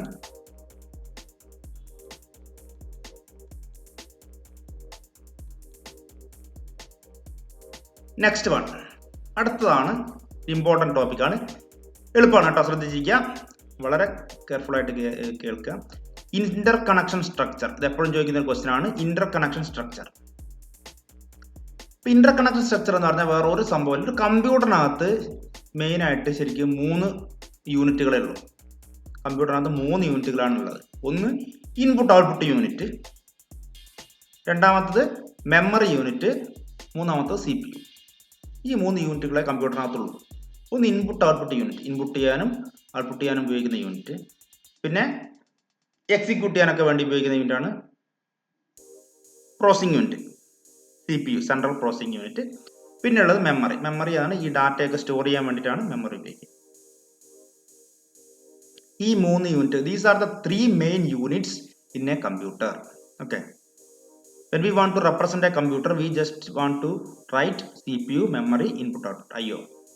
Okay, ഇതാണ് അപ്പോൾ ഒരു കമ്പ്യൂട്ടറിനകത്ത് computer consists of a set of components such as CPU, memory and input output. ഈ 3 കമ്പോണൻസുകളെ 3 യൂണിറ്റുകളെ ഒരു കമ്പ്യൂട്ടറിനകത്തുള്ളൂ. ഓക്കെ, അപ്പോൾ ഈ 3 യൂണിറ്റുകൾ തമ്മിൽ വെറുതെ ഇങ്ങനെ വെച്ച് കഴിഞ്ഞാൽ കാര്യമുണ്ടോ? സെപ്പറേറ്റ് ആയിട്ട് 3 സ്ഥലത്തായിട്ട് വെച്ചിട്ട് കാര്യമുണ്ടോ? ഇല്ല. അത് തമ്മിൽ കമ്മ്യൂണിക്കേറ്റ് ചെയ്താലല്ലേ കമ്പ്യൂട്ടറായിട്ട് വർക്ക് ചെയ്യുള്ളത്. 3 യൂണിറ്റും ഒരു CPU ഞാൻ വാങ്ങി ഒരു സ്ഥലത്ത് വെച്ചു, പിന്നെ ഒരു മെമ്മറി വാങ്ങി വേറൊരു മേശയിൽ വെച്ചു, അടുത്ത ഒരു കീബോർഡും പിന്നെ മോണിറ്ററൊക്കെ വാങ്ങി വേറെ സ്ഥലത്ത് വെച്ചു. കീബോർഡ് മോണിറ്ററിനൊക്കെ നമ്മൾ ഇൻപുട്ട് ഔട്ട്പുട്ട് യൂണിറ്റ് എന്ന് പറയുന്നത് അല്ലേ, അതൊക്കെ വേറെ സ്ഥലത്ത് വെച്ചു. അത് കണക്ട് ചെയ്യാതിരുന്നാൽ കാര്യമുണ്ടോ? ഇല്ലല്ലോ, അത് കണക്ട് ചെയ്യണ്ടേ. ഇത് തമ്മിൽ these unit wants to communicate each other, ഈ യൂണിറ്റുകൾ തമ്മിൽ കമ്മ്യൂണിക്കേറ്റ് ചെയ്യണം. ഓക്കെ, അപ്പോൾ ഈ യൂണിറ്റ് കമ്മ്യൂണിക്കേറ്റ് ചെയ്യണമെങ്കിൽ എന്ത് വേണം? വയേഴ്സ് വേണം. കണക്ഷൻ എന്താണ്? ഇത് തമ്മിൽ ഇതിനെല്ലാം 3 യൂണിറ്റുകളെ തമ്മിൽ കണക്ട് ചെയ്യാൻ വേണ്ടി നമ്മൾ കുറേ വയേഴ്സ് വേണം, കണക്ഷൻ പാത്ത് വേണം, പാത്ത്. അപ്പോൾ ഈ പാത്തിന് പറയുന്ന പേരാണ് എന്ത്? Inter connection structures. ഓക്കെ, ഈ വയേഴ്സിന് പറയുന്ന പേരാണ് ഇന്റർ കണക്ഷൻ സ്ട്രക്ചേഴ്സ്. അതായത് മെമ്മറിയിൽ നിന്ന് എന്തൊക്കെ വയറുകൾ പോകണം, കീബോർഡിൽ നിന്ന് എന്തൊക്കെ വയറുകൾ പോകണം, CPUവിൽ നിന്ന് എന്തൊക്കെ വയറുകൾ അങ്ങോട്ടും ഇങ്ങോട്ടും ഇൻപുട്ടായിട്ടോ ഔട്ട്പുട്ടായിട്ടൊക്കെ പോകണം, അതിനകത്ത് പറയുന്ന പേരാണ് ഇന്റർ കണക്ഷൻ സ്ട്രക്ചർ. അപ്പോൾ ഇന്റർ കണക്ഷൻ സ്ട്രക്ചർ എന്ന് പറഞ്ഞാൽ എന്താണ്? ഞാൻ ഗ്രീൻ കളറിൽ എഴുതിയിട്ടുണ്ട്.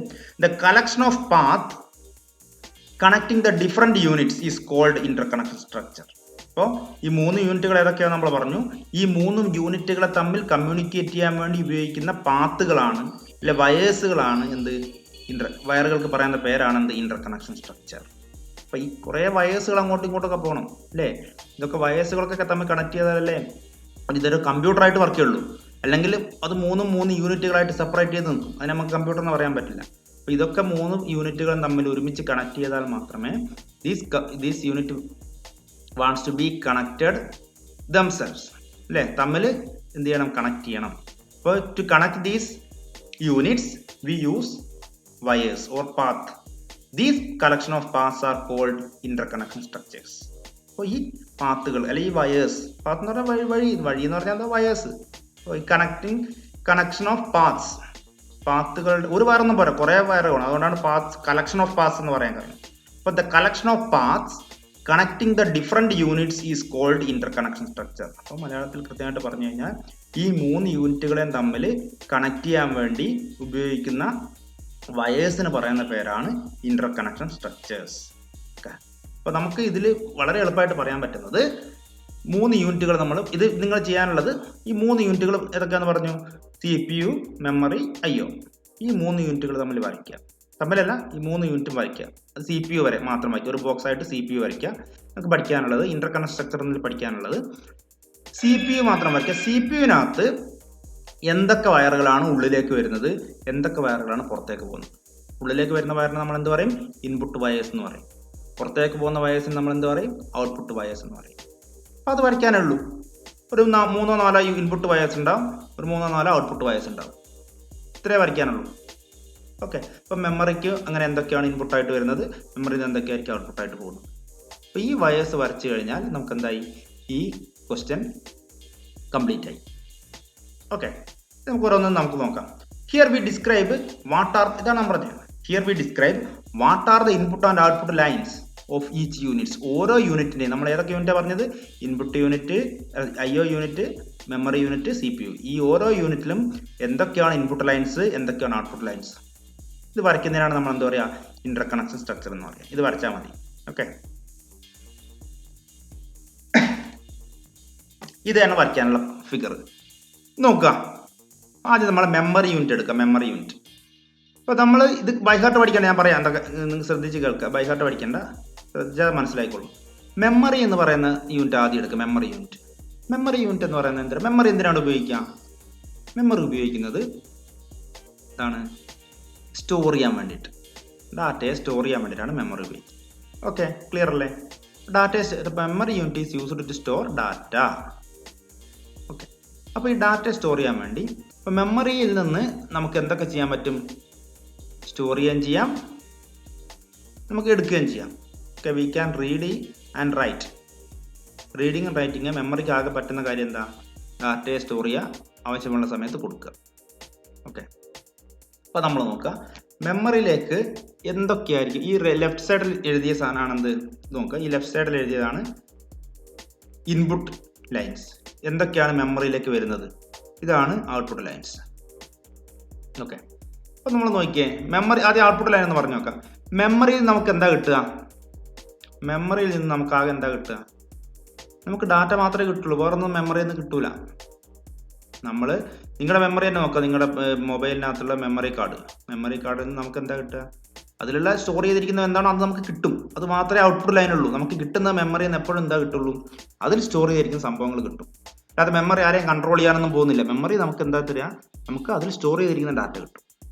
അപ്പോൾ മെമ്മറിയുടെ ഔട്ട്പുട്ട് ലൈൻസ് എന്താ? ആ ഒറ്റ സാധനമേ ഉള്ളൂ, ഡാറ്റ. അപ്പോൾ മെമ്മറിയുടെ ഔട്ട്പുട്ട് ലൈൻസ് എന്താ? ഡാറ്റ. അപ്പോൾ ഒരു ഡാറ്റ അല്ല, കുറേ ഡാറ്റ ഉണ്ട്. അതുകൊണ്ടാണ് ഇങ്ങനെ 2 കട്ടിയിൽ വരച്ചത് കേട്ടോ. തിക്നെസ് ഇങ്ങനെ വരയ്ക്കണം, ഒറ്റ ലൈൻ വരച്ചാൽ പോരാ. അപ്പോൾ മെമ്മറിയിൽ നമുക്ക് ഔട്ട്പുട്ടായിട്ട് തരുന്നത്, മെമ്മറിയിൽ നമുക്ക് കിട്ടുന്ന ആകെ ഒരു കാര്യമുള്ളൂ, ഡാറ്റ മാത്രമേ നമുക്ക് കിട്ടുള്ളൂ. ഏത് ഡാറ്റ? അവിടെ സ്റ്റോർ ചെയ്തിരിക്കുന്ന ഡാറ്റ മാത്രമേ കിട്ടുള്ളൂ. We can get data only from memory. അപ്പോൾ output line of a memory unit is data only. Okay, ഇനി മെമ്മറിക്ക് നമുക്ക് എന്തൊക്കെ കൊടുക്കേണ്ടി വരും?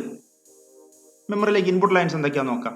മെമ്മറിയിലേക്ക് ഇൻപുട്ട് ലൈൻസ് എന്ന് പറയുന്നത് 2-3 കാര്യങ്ങൾ മെമ്മറിയിലേക്ക് പറയേണ്ടി വരും. ഇപ്പം നമ്മൾ മെമ്മറി എന്ന് പറയുന്ന കോൺസെപ്റ്റ് മാറ്റി നമ്മൾ നോട്ട് ബുക്ക് ആയിക്കോട്ടെ. ഓക്കെ, നോട്ട് ബുക്കിൽ നിന്ന് നമുക്ക് എന്താ കിട്ടുള്ളൂ? കിട്ടുന്ന സാധനം എന്താ? അതിലെഴുതിയിരിക്കുന്ന സംഭവങ്ങൾ മാത്രമേ നമുക്ക് കിട്ടുള്ളൂ. അപ്പോൾ എന്താണ്?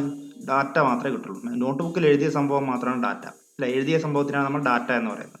അപ്പോൾ നോട്ട് ബുക്കിൽ നിന്ന്, ഇത് നോട്ട് ബുക്കാന്ന് വിചാരിക്കും മെമ്മറി. നോട്ട് ബുക്കിൽ നിന്ന് നമുക്ക് എന്താ കിട്ടുക? എന്താണോ എഴുതിയിരിക്കുന്നത് അത് മാത്രമേ നമുക്ക് കിട്ടുള്ളൂ. അപ്പോൾ ഔട്ട്പുട്ട് ലൈൻസ് എന്ത് വരച്ചു? ഡാറ്റ എന്ന് വന്ന മാത്രം വരച്ചു. ഓക്കെ, ഇനി എന്തൊക്കെ ഇൻപുട്ടായിട്ട് നോട്ട് ബുക്കിൽ നമുക്ക് എന്തൊക്കെ കൊടുക്കേണ്ടി വരും? ഒന്നാമത്തെ സാധനം ഡാറ്റ കൊടുക്കണം അല്ലേ? എഴുതാൻ പോകുന്ന സാധനം നോട്ട് ബുക്കിലേക്ക് നമുക്ക് എന്തൊക്കെ എഴുതണം എന്നുള്ളത് നമുക്ക് ആദ്യം കൊടുക്കേണ്ടി വരും അല്ലേ? 5ാമത്തെ. അപ്പോൾ എന്താണ് എഴുതേണ്ടത്? അപ്പോൾ അതിനാണ് ഡാറ്റ എന്ന് പറയുക. ഡാറ്റ. അപ്പോൾ കൊടുക്കേണ്ട ലൈൻസ് എന്താണ്? ഡാറ്റ കൊടുക്കണം. ഡാറ്റ എന്ന് പറയുന്നത് നോട്ട് ബുക്കിൽ എന്താണ് എഴുതേണ്ടത് അതിനാണ് ഡാറ്റ എന്ന് പറയുക. അപ്പോൾ എഴുതേണ്ട സാധനം കൊടുക്കണം. അപ്പോൾ എഴുതേണ്ട സാധനത്തിനാണ് നമ്മൾ എന്ത് പറയുക? ഡാറ്റ എന്ന് പറയുക. അപ്പോൾ ഇൻപുട്ടായിട്ട് എന്ത് വേണ്ടി വരും? ഡാറ്റ വേണ്ടി വരും. പിന്നെ എന്ത് വേണ്ടി വരും? അഡ്രസ്സ് വേണ്ടി വരില്ലേ? ഏത് പേജിൽ എഴുതണം എന്ന് പറയണ്ടേ? അപ്പോൾ ഏത് പേജിൽ എഴുതണം? അതാണ് അഡ്രസ്സ് എന്ന് പറയുന്നത്. അപ്പോൾ 5ാമത്തെ പേജിൽ എഴുതണം. എന്താണ് എഴുതേണ്ടത്? ഇന്ന ഡാറ്റയാണ് എഴുതേണ്ടത് എന്ന് പറയേണ്ടി വരും. ഡാറ്റ വേണം, അഡ്രസ്സ് വേണം. പിന്നെ നോട്ട് ബുക്കിലേക്ക് എഴുതുകയാണോ അതോ വായിക്കുകയാണോ ചെയ്യേണ്ടത് ആദ്യം നോക്കണ്ടേ. അപ്പോൾ അതും കൂടി നോട്ട് ബുക്കിൻ്റെ ഇൻപുട്ടായിട്ട് കൊടുക്കണം. അതായത് മെമ്മറിയുടെ ഇൻപുട്ടായിട്ട് കൊടുക്കണം. അപ്പോൾ മെമ്മറിയിൽ എന്താ ചെയ്യാൻ പോകുന്നത്? റീഡിംഗ് ആണോ റൈറ്റിംഗ് ആണോ? 2 കാര്യം നമുക്ക് ചെയ്യാം. മെമ്മറിയിൽ നമുക്ക് റീഡിങ്ങും ചെയ്യാം, റൈറ്റിങ്ങും ചെയ്യാം. അപ്പോൾ ഇതൊക്കെ മെമ്മറിയുടെ ഇൻപുട്ട് ലൈൻസാണ്. മെമ്മറിയിൽ എന്തൊക്കെ കൊടുക്കേണ്ടി വരും? ഒരു മെമ്മറി വർക്ക് ചെയ്യണമെങ്കിൽ നമ്മൾ 4 കാര്യങ്ങൾ കൊടുക്കേണ്ടി വരും. ഒന്നാമത്തത്, മെമ്മറി നമ്മൾ ഉപയോഗിക്കാൻ പോകുന്നത് റീഡ് ചെയ്യാൻ വേണ്ടിയിട്ടാണോ അല്ലെങ്കിൽ റൈറ്റ് ചെയ്യാൻ വേണ്ടിയിട്ടാണോ എന്ന് ആദ്യം കൊടുക്കണം. അതിനാണ് എന്താ? റീഡ് ലൈൻ വേണം, റൈറ്റ് ലൈൻ വേണം. മെമ്മറിയിലേക്ക് ഇൻപുട്ടായിട്ട് പോകേണ്ടത് ഒന്നാമത്തത് റീഡ് ലൈൻ അല്ലെങ്കിൽ റൈറ്റ് ലൈൻ. ഈ 2 ലൈൻസ് വേണം. മെമ്മറി എന്ത് ചെയ്യണം എന്ന് പറയുന്നത് ഈ 2 ലൈനാണ്. ഈ നോട്ട് ബുക്ക് നമ്മൾ എന്തിനു വേണ്ടിയിട്ടാണ് ഉപയോഗിക്കുന്നത് എന്ന് പറയുന്നത് ഈ 2 ലൈൻസുകളാണ്. ഈ നോട്ട് ബുക്കിൽ നമുക്ക് റീഡ് ചെയ്യാനാണ് നമ്മൾ ഉപയോഗിക്കുന്നത് അതോ ഈ നോട്ട് ബുക്ക് റൈറ്റ് ചെയ്യാൻ വേണ്ടിയിട്ടാണ് നമ്മൾ ഉപയോഗിക്കുന്നത് എന്ന് തീരുമാനിക്കുന്നത് ഈ 2 ലൈൻസാണ്. അപ്പോൾ നോട്ട് ബുക്കിലേക്ക് എഴുതുന്നതിന് മുമ്പേ നമ്മൾ അല്ലെങ്കിൽ വായിക്കുന്നതിന് മുമ്പേ നമ്മൾ ഇത് തീരുമാനിക്കണം. എന്ത്? Reading or writing. അപ്പോൾ 2 ഇൻപുട്ട് ലൈൻസ്. അപ്പോൾ ഇൻപുട്ടായിട്ട് എന്ത് പറയണം? റീഡിങ്ങിന് വേണ്ടിയിട്ടാണോ റൈറ്റിങ്ങിന്? അപ്പോൾ ഒരു ലൈന് റീഡ് ലൈന് വേണം, റൈറ്റ് ലൈന് വേണം. അപ്പോൾ 2 signal, read signal, write signal, പിന്നെ അഡ്രസ്സ്, ഡാറ്റ. ഈ 4 കാര്യങ്ങളാണ് മെമ്മറിക്ക് നമുക്ക് കൊടുക്കാൻ പറ്റുന്ന സാധനം. മെമ്മറി നമുക്ക് കിട്ടുന്ന ഇത് മാത്രമേ കിട്ടുള്ളൂ. കിട്ടുന്ന സാധനം ഡാറ്റ. ഔട്ട്പുട്ട് ലൈൻസ് ഡാറ്റ മാത്രമാണ്. മെമ്മറി നമുക്ക് ഒരു സാധനം മാത്രമേ കിട്ടുള്ളൂ. നോട്ട് ബുക്കിൽ നിന്ന് നമുക്കൊരു സംഭവം സ്റ്റോർ ചെയ്തിരിക്കുന്ന എന്താണോ ആ എഴുതിയിരിക്കുന്ന സാധനം മാത്രമേ നമുക്ക് നോട്ട് ബുക്കിൽ നിന്ന് കിട്ടുള്ളൂ. അതേപോലെ മെമ്മറിയിൽ നമുക്ക് കിട്ടുന്ന എന്താണ്? അതിലെന്താണോ സ്റ്റോർ ചെയ്തത് അത് മാത്രമേ കിട്ടുള്ളൂ. അപ്പോൾ നമുക്ക് കിട്ടുന്ന ഡാറ്റയെ നമ്മൾ ഔട്ട്പുട്ട് ലൈൻസ് എന്ന് പറയും. ഔട്ട്പുട്ട് ലൈൻസ് ആകെ ഒരു സാധനം മാത്രമേ ഉള്ളൂ. അതെന്താ ഡാറ്റ. മെമ്മറിയിൽ നമുക്ക് ഡാറ്റ മാത്രമേ കിട്ടുള്ളൂ. പക്ഷെ മെമ്മറിയിൽ നമുക്ക് എന്തൊക്കെ കൊടുക്കേണ്ടി വരും? മെമ്മറിയിൽ നമുക്ക് മെമ്മറി റീഡ് ചെയ്യണോ അല്ലെങ്കിൽ റൈറ്റ് ചെയ്യണോ എന്ന് ആവശ്യമായ സംഭവങ്ങൾ കൊടുക്കേണ്ടി വരും. പിന്നെ മെമ്മറിയിൽ നിന്ന് എവിടെ നിന്ന് റീഡ് ചെയ്യണം എന്നുള്ള അഡ്രസ്സ് കൊടുക്കേണ്ടി വരും. പിന്നെ മെമ്മറിയിൽ എന്താണ് നമ്മൾ റൈറ്റ് ചെയ്യാൻ പോകുന്നത് അത് കൊടുക്കേണ്ടി വരും. അപ്പോൾ ഡാറ്റ കൊടുക്കണം, അഡ്രസ്സ് കൊടുക്കണം, റീഡ് സിഗ്നൽ കൊടുക്കണം, റൈറ്റ് സിഗ്നൽ കൊടുക്കണം. 4 സിഗ്നലാണ് ഇൻപുട്ട് ലൈൻസ്. ഇപ്പോൾ മെമ്മറിയിൽ കൊടുക്കേണ്ട സിഗ്നൽസ് എന്തൊക്കെയാണ്? 4 signals: read, write, address, data. മെമ്മറിയിൽ നമുക്ക് കിട്ടുന്ന എന്താണ്? Data lines. ഓക്കെ, അപ്പോൾ 4. ഇപ്പോൾ ഇത് പഠിക്കുക, ഇത് വരച്ച് പഠിക്കുക. മെമ്മറിയിലുള്ള ഇൻപുട്ട് ലൈൻസ് 4 എണ്ണം, ഔട്ട്പുട്ട് ലൈന് 1. ക്ലിയർ ആയില്ലേ? ഇതൊക്കെ കുറച്ചും കൂടി നമുക്ക് ക്ലിയർ ആക്കാൻ പറ്റുമായിരുന്നു, പക്ഷേ ഇത് ഇൻട്രാക്ഷൻ ഇല്ലാത്തതുകൊണ്ടും പിന്നെ നമുക്ക് ബോർഡ് യൂസ് ചെയ്യാൻ പറ്റാത്തതുകൊണ്ടൊക്കെ ആണ് കുറേ നിങ്ങൾക്ക് ഡൗട്ട്. നമുക്ക് തുറന്നു കഴിഞ്ഞിട്ട് ക്ലിയർ ആക്കാം. ഇതൊക്കെ ഞാൻ ക്ലിയർ ആക്കി തരും. നിങ്ങളുടെ കോപ്പറേഷൻ നല്ലോണം വേണം, എന്നാലേ നമുക്ക് നിങ്ങൾ ശ്രദ്ധിച്ച് തന്നെ ഇരിക്കണം. കാരണം നമുക്ക് നേരിട്ട് പറയുന്ന പോലെയല്ല, ഇതൊക്കെ വളരെ വൃത്തിയായിട്ട് വളരെ കൃത്യമായിട്ട് നിങ്ങൾക്ക് മനസ്സിലാകുന്ന രീതിയിൽ നമുക്ക് ബോർഡ് വെച്ച് പഠിപ്പിക്കായിരുന്നു. പക്ഷെ നേരിട്ടാണെങ്കിൽ ഇത് വേറെ നമുക്ക് കാലത്ത് വേറെ ഒന്നും പറ്റാത്തതുകൊണ്ട് ഇത്രയെങ്കിലും നിങ്ങൾ നല്ലോണം ശ്രദ്ധിച്ചിരിക്കുക. ഓക്കെ, അപ്പോൾ മെമ്മറിയുടെ ഇന്റർകണക്ഷൻ സ്ട്രക്ചർ വരച്ചു കഴിഞ്ഞു അല്ലേ? മെമ്മറിയിൽ 4 ഇൻപുട്ട് സിഗ്നൽസ് ആണുള്ളത്, ഒരു ഔട്ട്പുട്ട് സിഗ്നലാണുള്ളത്. ഓക്കെ, 4 ലൈൻസ് ഏതൊക്കെയാണ്? Read, write, address, data. നിങ്ങൾ തന്നെ ആലോചിച്ചാൽ മതി, ഇതൊന്നും വൈകാട്ട് പഠിക്കേണ്ട. എന്ത് ചെയ്താൽ മതി? മെമ്മറി എന്ന് പറയുന്നത് അതിന് എന്തൊക്കെ കൊടുക്കേണ്ടി വരും? മെമ്മറി എന്ന് പറയുന്നത് സ്റ്റോർ ചെയ്യാനാണ് അല്ലേ? ഡാറ്റ സ്റ്റോർ ചെയ്യാനാണ്. അപ്പോൾ ഡാറ്റയ്ക്ക് വേണ്ടി ഒരു ലൈന് വേണ്ടി വരും. ഇനി എവിടെ സ്റ്റോർ ചെയ്യണം എന്നൊക്കെ പറയാൻ വേണ്ടി ഒരു ലൈന് വേണ്ടി വരില്ലേ? അതാണ് എന്താ അഡ്രസ്സ്. അപ്പോൾ അഡ്രസ്സിന് ലൈന് വേണ്ടി വരും. പിന്നെ ഇത് സ്റ്റോർ ചെയ്യാനാണോ അല്ലെങ്കിൽ റീഡ് ചെയ്യാനാണോ എന്ന് വേണ്ടി പറയേണ്ടി വരില്ലേ? അപ്പോൾ അതുകൊണ്ട് അതിന് വേണ്ടി 2 ലൈൻസുകൾ. സ്റ്റോർ ചെയ്യാൻ വേണ്ടി, അതായത് സ്റ്റോർ ചെയ്യാന്ന് പറഞ്ഞാൽ എന്താ? റൈറ്റ് ചെയ്യാൻ വേണ്ടി ഒരു ലൈന്, റീഡ് ചെയ്യണം എന്ന് പറയാൻ വേണ്ടി വേറെ ലൈൻ. ഓക്കെ, ഇതാണ് മെമ്മറിയുടെ ഇന്റർകണക്ഷൻ സ്ട്രക്ചർ. ഇനി നമുക്ക് CPU നോക്കാം. CPU നോക്കി കഴിഞ്ഞിട്ട് അടുത്ത പറയാം. CPU നോക്കിയാൽ CPU എന്ന് പറയുന്നത് എന്താ? എല്ലാ ഡാറ്റയും കമ്പ്യൂട്ടറിനകത്തുള്ള ബ്രെയിൻ ആണ് എന്ത്? CPU. പ്രോസസ് ചെയ്യുന്ന യൂണിറ്റ് ആണ്, പ്രോസസ് ചെയ്യാം അല്ലേ? അപ്പോൾ പ്രോസസ് ചെയ്യാൻ വേണ്ടി നമുക്ക് എന്ത് വേണ്ടി വരും?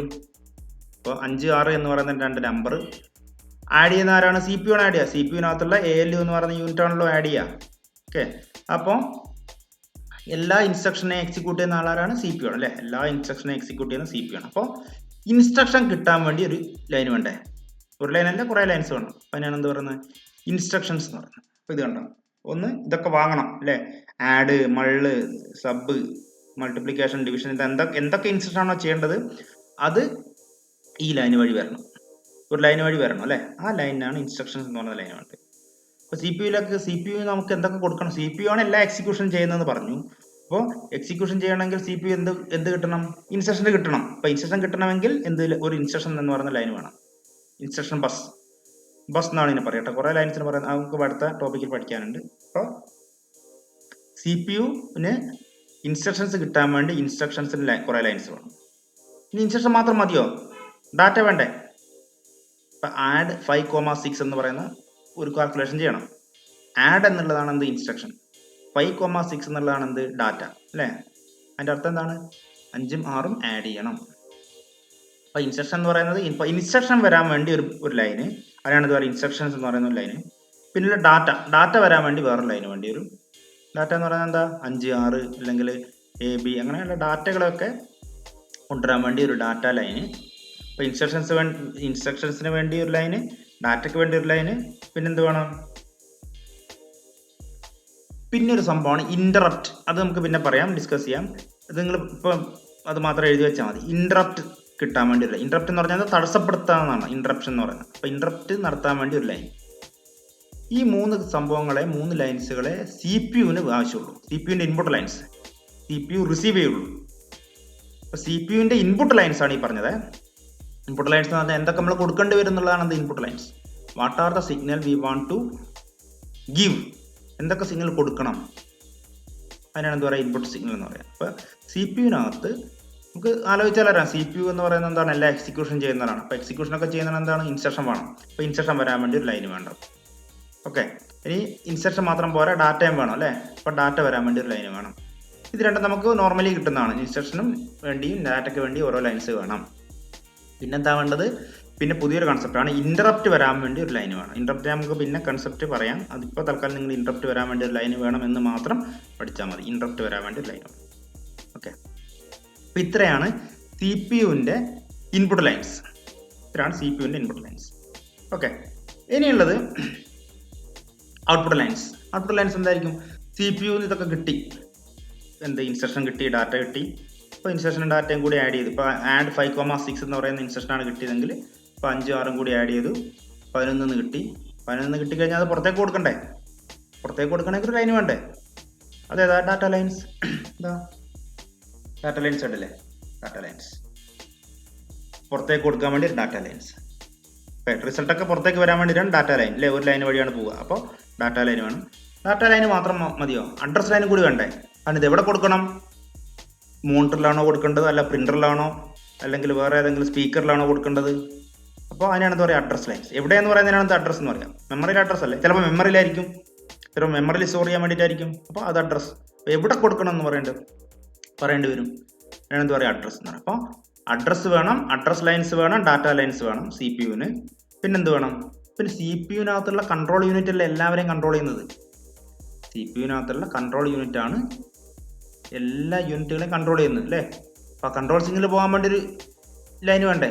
അപ്പോൾ കൺട്രോൾ സിഗ്നലിന് വേണ്ടിയിട്ട് ലൈനാണ് കൺട്രോൾ സിഗ്നൽസ് എന്ന് പറഞ്ഞ ഒരു ലൈൻ.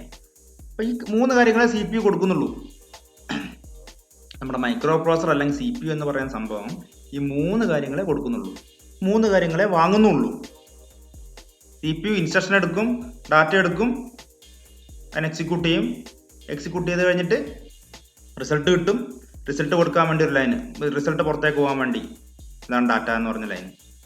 എവിടേക്ക് പോകണമെന്ന് പറയണമല്ല, ഡാറ്റ വെറുതെ പുറത്തേക്ക് എവിടെയെങ്കിലും പോയാൽ പറയല്ലോ. അപ്പോൾ മോണിറ്ററിൽ കാണിക്കാനാണെങ്കിൽ മോണിറ്ററിൻ്റെ അഡ്രസ്സ് കൊടുക്കും, അഡ്രസ്സിനകത്ത് മോണിറ്റർ എന്ന് എഴുതും. അപ്പോൾ എന്താണ് അതിൻ്റെ അർത്ഥം? എന്താ? ഡാറ്റ പോകേണ്ടത് മോണിറ്ററിലേക്കാണ്. ഇനി അഡ്രസ്സിനകത്ത് പ്രിൻ്റർ എന്ന് എഴുതിയിട്ടാണ് ഡാറ്റ പോകുന്നതെങ്കിൽ റിസൾട്ട് പ്രിൻ്ററിലേക്ക് പോകേണ്ടി വരും. ഓക്കെ, ചിലപ്പോൾ അഡ്രസ്സ് ആയിരിക്കും, ചിലപ്പോൾ മെമ്മറിയുടെ അഡ്രസ്സ് ആണെങ്കിൽ 500 എന്ന് പറയുന്ന അഡ്രസ്സിലേക്കായിരിക്കും ഡാറ്റ പോകുന്നത്. അപ്പോൾ എവിടെ പോകണമെന്ന് പറയാൻ വേണ്ടി ഒരു ലൈന് വേണം. പിന്നെ കിട്ടുന്ന റിസൾട്ട് പുറത്ത് പോകാൻ വേണ്ടി ഒരു ലൈന് വേണം. പിന്നെ കൺട്രോൾ ചെയ്യാൻ വേണ്ടി ഒരു ലൈൻ വേണ്ടേ? മറ്റുള്ള എല്ലാ യൂണിറ്റുകളെയും കൺട്രോൾ ചെയ്യണ്ടേ? അപ്പോൾ കൺട്രോൾ ചെയ്യാൻ വേണ്ടി ഒരു ലൈൻ വേണം. ഇതൊക്കെയാണ് സി പി യുവിൻ്റെ ഔട്ട്പുട്ട് ലൈൻസ്. ഓക്കെ, അപ്പോൾ ക്ലിയർ ആയി? 2 യൂണിറ്റ് ക്ലിയർ ആയോ? അപ്പോൾ ഇത് രണ്ടും വരച്ച് പഠിക്കാം. മെമ്മറിക്ക് എന്തൊക്കെയായിരുന്നുള്ളത്? മെമ്മറിയുടെ ഇൻപുട്ട് ലൈൻസ് ഏതൊക്കെയാ? Read line, write line, address line, data line. മെമ്മറിയുടെ ഔട്ട്പുട്ട് ലൈന് ഡാറ്റ മാത്രമേ മെമ്മറിയിൽ നിന്ന് കിട്ടുള്ളൂ. ഓക്കെ, ഇനി സി പി യുവിൻ്റെ ഇൻപുട്ട് ലൈൻസ് ഏതൊക്കെയാണ്? സി പി യുവിൻ്റെ input lines data line, instructions, പിന്നെ ഇൻറ്ററപ്റ്റ് കേട്ടോ. ഇൻറ്ററപ്റ്റ് സിഗ്നൽ എന്ന് പറയും, ഇൻറ്ററപ്റ്റ്. പിന്നെ നമുക്ക് സി പി യു എന്താ കിട്ടുക? സി പി യു നമുക്ക് കിട്ടുന്നത് എന്താണ്?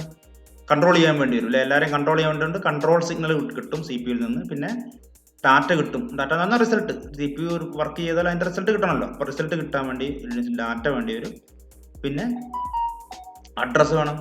എവിടേക്കാണ് റിസൾട്ട്, എവിടേക്കാണ് പോകേണ്ടതെന്നുള്ള അഡ്രസ്സ് മതി. ഇതാണ് സി പി യുവിൻ്റെ ഔട്ട്പുട്ട് ലൈൻസ്. ഓക്കെ, ഇത് രണ്ടും വരച്ച് പഠിക്കുക. ഇനി അടുത്തായി IO unit, input output unit. ഇപ്പോൾ ഇൻപുട്ട് ഔട്ട്പുട്ട് യൂണിറ്റ് എന്ന് പറഞ്ഞാൽ എന്താണ്? കീബോർഡ് ഓർമ്മിച്ചാൽ മതി. നിങ്ങളുടെ മനസ്സിൽ ഇൻപുട്ട് ഔട്ട്പുട്ട് യൂണിറ്റ് എന്ന് പറയുമ്പോൾ കീബോർഡോ മോണിറ്ററോ നിങ്ങൾക്ക് ഓർമ്മിച്ച് വെച്ചാൽ മതി. ഇൻപുട്ട് യൂണിറ്റ് ആണ് ഈ കീബോർഡ്, ഔട്ട്പുട്ട് യൂണിറ്റ് ആണ് മോണിറ്റർ അല്ലേ? അപ്പോൾ അതിന് കോമൺ ആയിട്ട് പറയാം. ഒന്നാമത്തത് എന്തൊക്കെ വേണ്ടി വരും ഒരു കീബോർഡിൽ? കീബോർഡ് ആണെങ്കിൽ ഇൻപുട്ട് ഔട്ട്പുട്ട് യൂണിറ്റ് ഒരു കീബോർഡ് ആണെന്ന് വിചാരിച്ചോ, കീബോർഡും മോണിറ്ററും കൂടിയുള്ള ഒരു യൂണിറ്റ് ആണെന്ന് വിചാരിച്ചോ. അപ്പോൾ അതിന് ആദ്യം എന്ത് പറയേണ്ടി വരും? ഇത് നമ്മൾ റീഡിംഗ് ആണോ റൈറ്റിംഗ് ആണോ നടത്താൻ പോകുന്നതെന്ന് പറയണ്ടേ? ഇൻപുട്ട് ഔട്ട്പുട്ട് യൂണിറ്റ് അല്ലേ? അതുകൊണ്ട് റീഡ് ചെയ്യണോ അല്ലെങ്കിൽ റൈറ്റ് ചെയ്യണോ എന്ന് പറയണം. ഇപ്പോൾ ഇൻപുട്ടിങ്ങിനാണോ നമ്മൾ ഉപയോഗിക്കുന്നത്, ഔട്ട്പുട്ടിങ്ങിനാണോ ഉപയോഗിക്കുന്നത് ആദ്യം പറയണം അല്ലേ? ഇത് രണ്ടും ഉപയോഗിക്കാൻ പറ്റുന്ന യൂണിറ്റാണ് നമ്മൾ ഇൻപുട്ട് ഔട്ട്പുട്ട് യൂണിറ്റ് എന്ന് പറയുന്നത്. ഇപ്പോൾ 2 യൂണിറ്റിനും കൂടിയിട്ടാണ് നമ്മൾ IO യൂണിറ്റ് എന്ന് പറയുന്നത് ഒരുമിച്ച്. അതുകൊണ്ടാണ് ഇത് റീഡ് ചെയ്യണോ റൈറ്റ് ചെയ്യണോ എന്ന് പറയണം. പിന്നെ ഒന്ന് എന്താണ്? അഡ്രസ് അല്ലേ? എവിടേക്കാണ് നമ്മൾ ഇത് റൈറ്റ് ചെയ്യുന്നത്? റീഡിങ്ങിനും റൈറ്റിങ്ങിനും ഉപയോഗിക്കാമല്ലോ ഇൻപുട്ട് ഔട്ട്പുട്ട് യൂണിറ്റ്. അപ്പോൾ എവിടേക്കാണ് നമ്മൾ റൈറ്റ് ചെയ്യുന്നത്? അതാണ് അഡ്രസ് എന്ന് പറയുന്നത്. ഇനി ഡാറ്റ, അഡ്രസ്സും ഡാറ്റയും റീഡും റൈറ്റേ ഉള്ളൂ കേട്ടോ ഇതിനകത്ത്. അപ്പം എവിടേക്കാണ് നമ്മൾ റൈറ്റ് ചെയ്യുന്നത് എന്ന് പറയണം. മോണിറ്ററിലാണോ അല്ലെങ്കിൽ എവിടെ പ്രിൻ്ററിലാണോ എന്നുള്ള സംഭവങ്ങൾ. പിന്നെ ഇന്റേണൽ ഡാറ്റയുണ്ട്, എക്സ്റ്റേണൽ ഡാറ്റയുണ്ട്. ഇന്റേണൽ ഡാറ്റയുണ്ട്, എക്സ്റ്റേണൽ, 2 ഡാറ്റ ഉപയോഗിക്കും. ഡാറ്റ എന്ന് മാത്രം പറഞ്ഞാൽ പോരാ.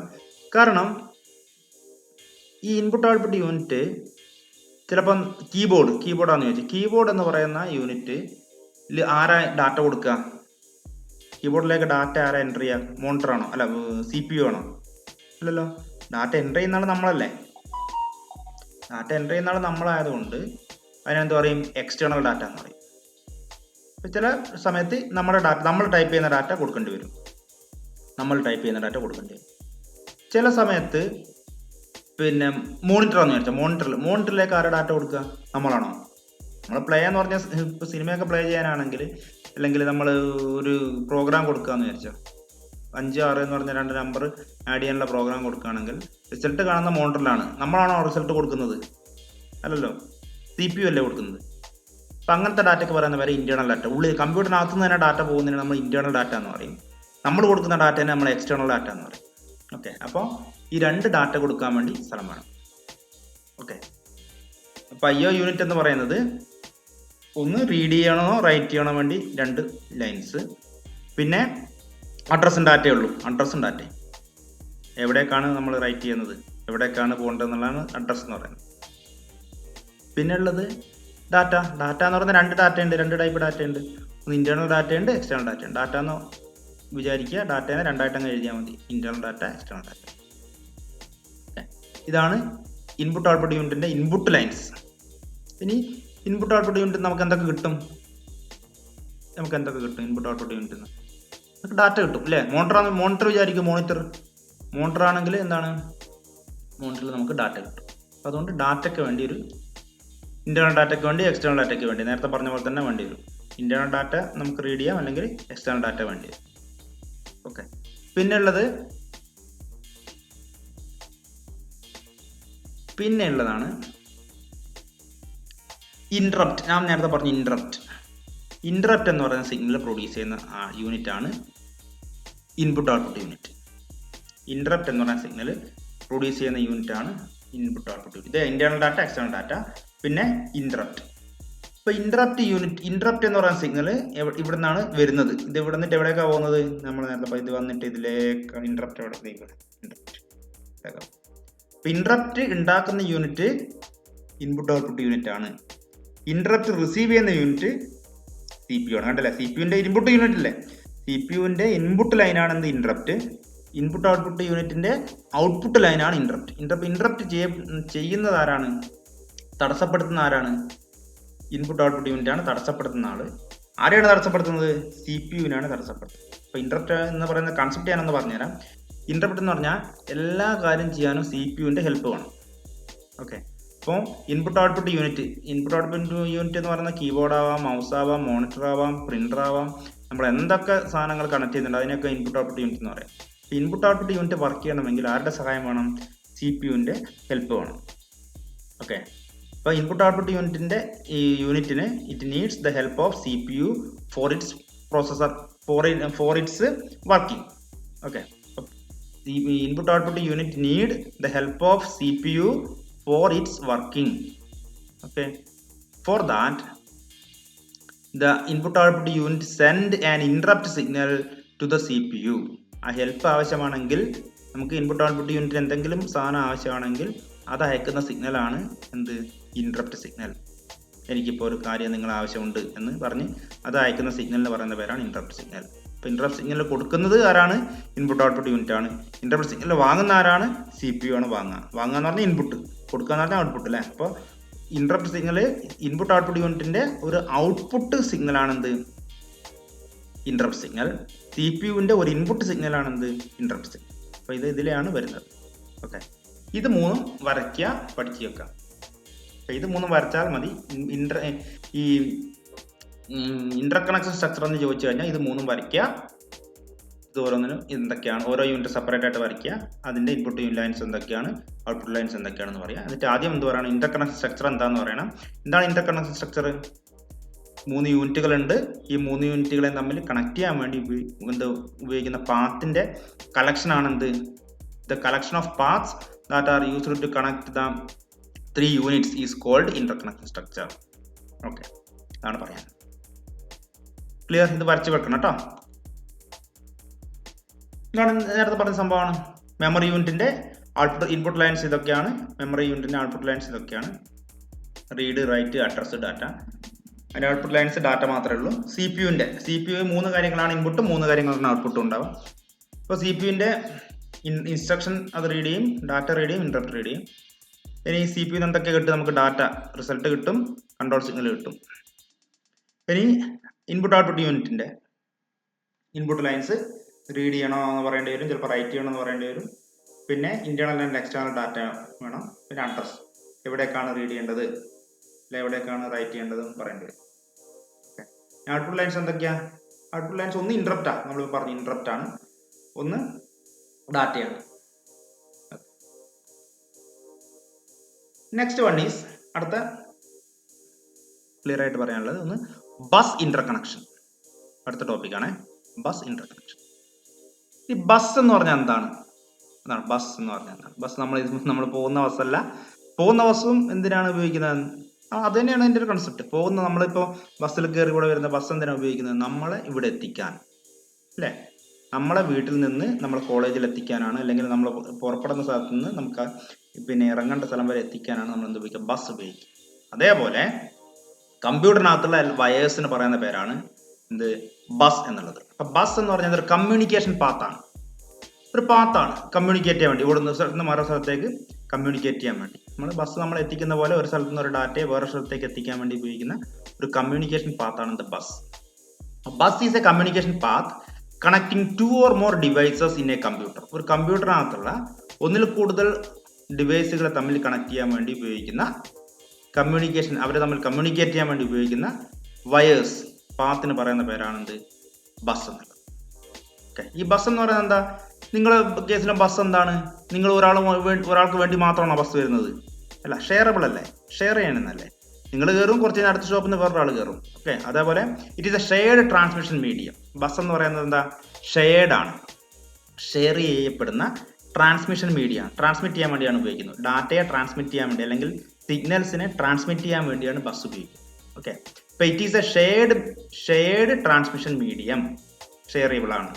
ഒരാൾക്ക് വേണ്ടി മാത്രമല്ല, ഒരു ബസ്സിനകത്ത് ഒരു സിഗ്നൽ മാത്രമല്ല പോവുക, എല്ലാ ഡിവൈസിൽ നിന്നും അങ്ങോട്ടും ഇങ്ങോട്ടും സിഗ്നൽസ് പോകും. Okay, one device can transmit signal at A time. ഒരു ഡിവൈസിന് മാത്രമേ ഒരു സമയത്ത് ട്രാൻസ്മിറ്റ് ചെയ്യാൻ പറ്റുള്ളൂ.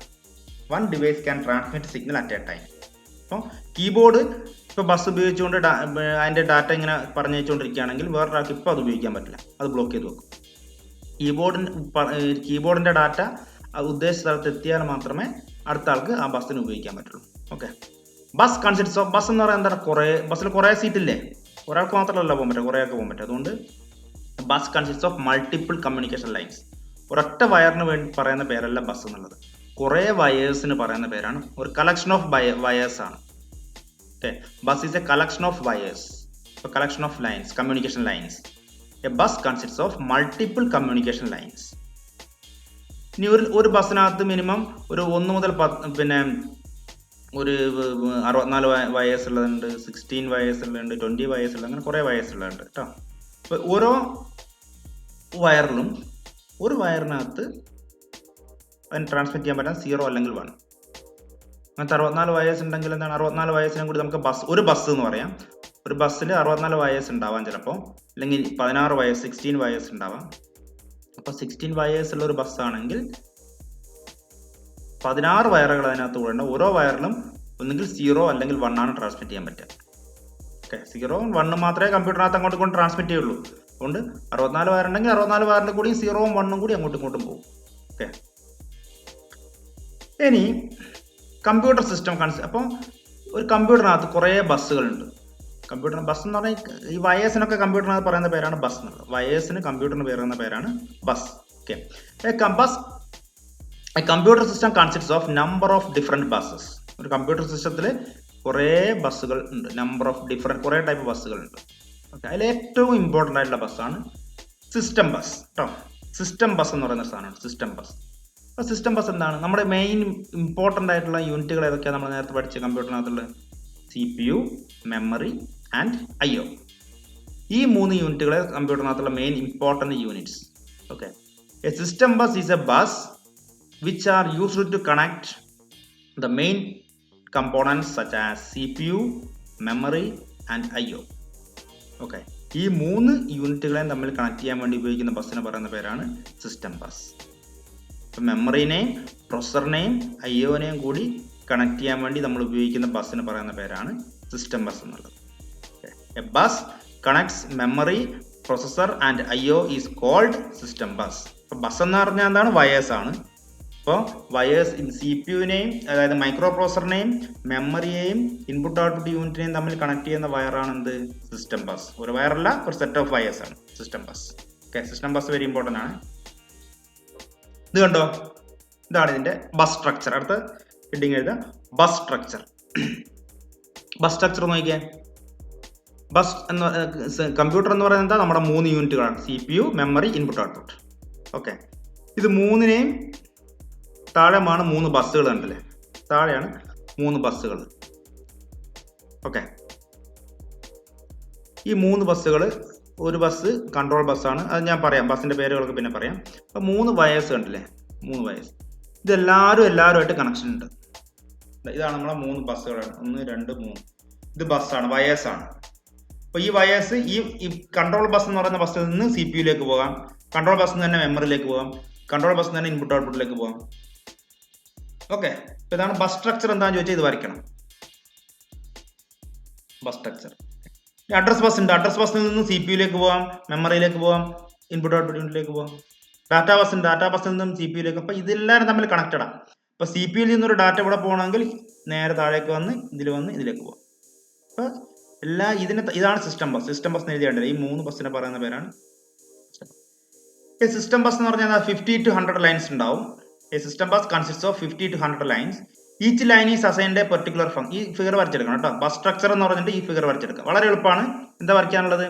ബസ് സ്ട്രക്ചറിന് 3 യൂണിറ്റ് വരയ്ക്കുക, അടിയിൽ 3 ബസ് വരയ്ക്കുക, 3 ആളും തമ്മിൽ കണക്ട് ചെയ്യുക. അത്രേ ഉള്ളൂ. എല്ലാ യൂണിറ്റുകളും തമ്മിൽ കണക്ട് ചെയ്യുക. അപ്പോൾ ഈ ബസ്സിന് ഈ 3 ആൾക്കാരെ തമ്മിൽ കണക്ട് ചെയ്യുന്ന ബസ്സാണ് സിസ്റ്റം ബസ് എന്ന് പറഞ്ഞു. ഈ 3 ആൾക്കാരെ തമ്മിൽ കണക്ട് ചെയ്യുന്ന ബസ്സുകൾ എത്ര ലൈൻസ് ഉണ്ടാവും? 50 to 100 ലൈൻസ് ഉണ്ടാവും. Each line is assigned A particular function. ഈ ബസ് എന്ന് പറയുന്നത് വെറുതെ കുറച്ച് ലൈന്, ഓരോന്നിനും വെറുതെ ഉള്ള സംഭവമല്ല. ഓരോ ലൈനിനും കുറച്ച് ഫംഗ്ഷൻ കൊടുത്തിട്ടുണ്ടാവും. ഒരു 1 മുതൽ 10 വരെയുള്ള ലൈന് ഒരു പ്രത്യേക ബസ്സാണ്. 11 മുതൽ 20 വരെയുള്ള ലൈനിന് നമ്മൾ വേറൊരു ബസ് എന്ന് പറയും. 20 മുതൽ 30 വരെയുള്ള ലൈനിന് വേറൊരു ബസ് എന്ന് പറയും. അപ്പോൾ ഓരോ ലൈനിനും എന്തുണ്ടാവും? ഒരു പെർട്ടിക്കുലർ ഫംഗ്ഷൻ അസൈൻ ചെയ്തിട്ടുണ്ടാവും. ഓക്കെ, അതിന്റെ മീനിങ് എന്താണ്? Each line is assigned A particular function. ഓരോ ലൈനിനും ഓരോ ഫംഗ്ഷൻ ഉണ്ടാവും, അതിന്റെ പർപ്പസ് ഉണ്ടാവും. ഓക്കെ, ഇനി അടുത്ത വെരി ഇമ്പോർട്ടൻറ്റ് പോയിന്റ്, ഈ ബസ്സുകൾ മെയിൻ ആയിട്ട് 3 ടൈപ്സ് ആണ്. 3 ടൈപ്സ് ഓഫ് ബസ്സസ്. ഓക്കെ, ഒന്ന് നമ്മൾ നേരത്തെ പറഞ്ഞു ഡാറ്റാ ബസ്, മറ്റേത് അഡ്രസ് ബസ്, മൂന്നാമത്തത് കൺട്രോൾ ബസ്. ഈ 3 ബസ്സിനെയും കൂടിയാണ് നമ്മൾ എന്ത് പറയുന്നത്? സിസ്റ്റം ബസ് എന്ന് പറയുന്നത്. അപ്പോൾ ഡാറ്റാ ബസ്സിനെയും കൺട്രോൾ ബസ്സിനെയും അഡ്രസ് ബസ്സിനെയും കൂടി നമ്മൾ എന്ത് പറയും? സിസ്റ്റം ബസ് എന്ന് പറയും.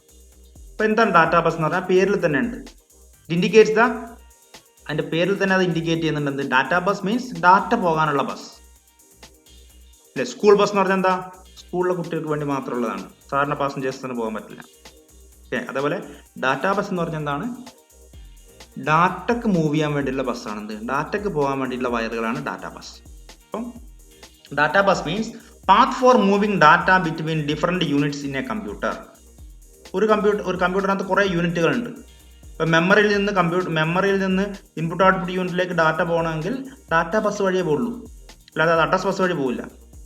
അപ്പോൾ ഡാറ്റാ ബസ് എന്ന് പറയുന്നത് ഒരു പാത്താണ്, ഒരു വഴിയാണ്. എന്താ? ഫോർ മൂവിങ് ഡാറ്റക്ക് പോകാനുള്ള വഴിയാണ് എന്ത്? Data bus.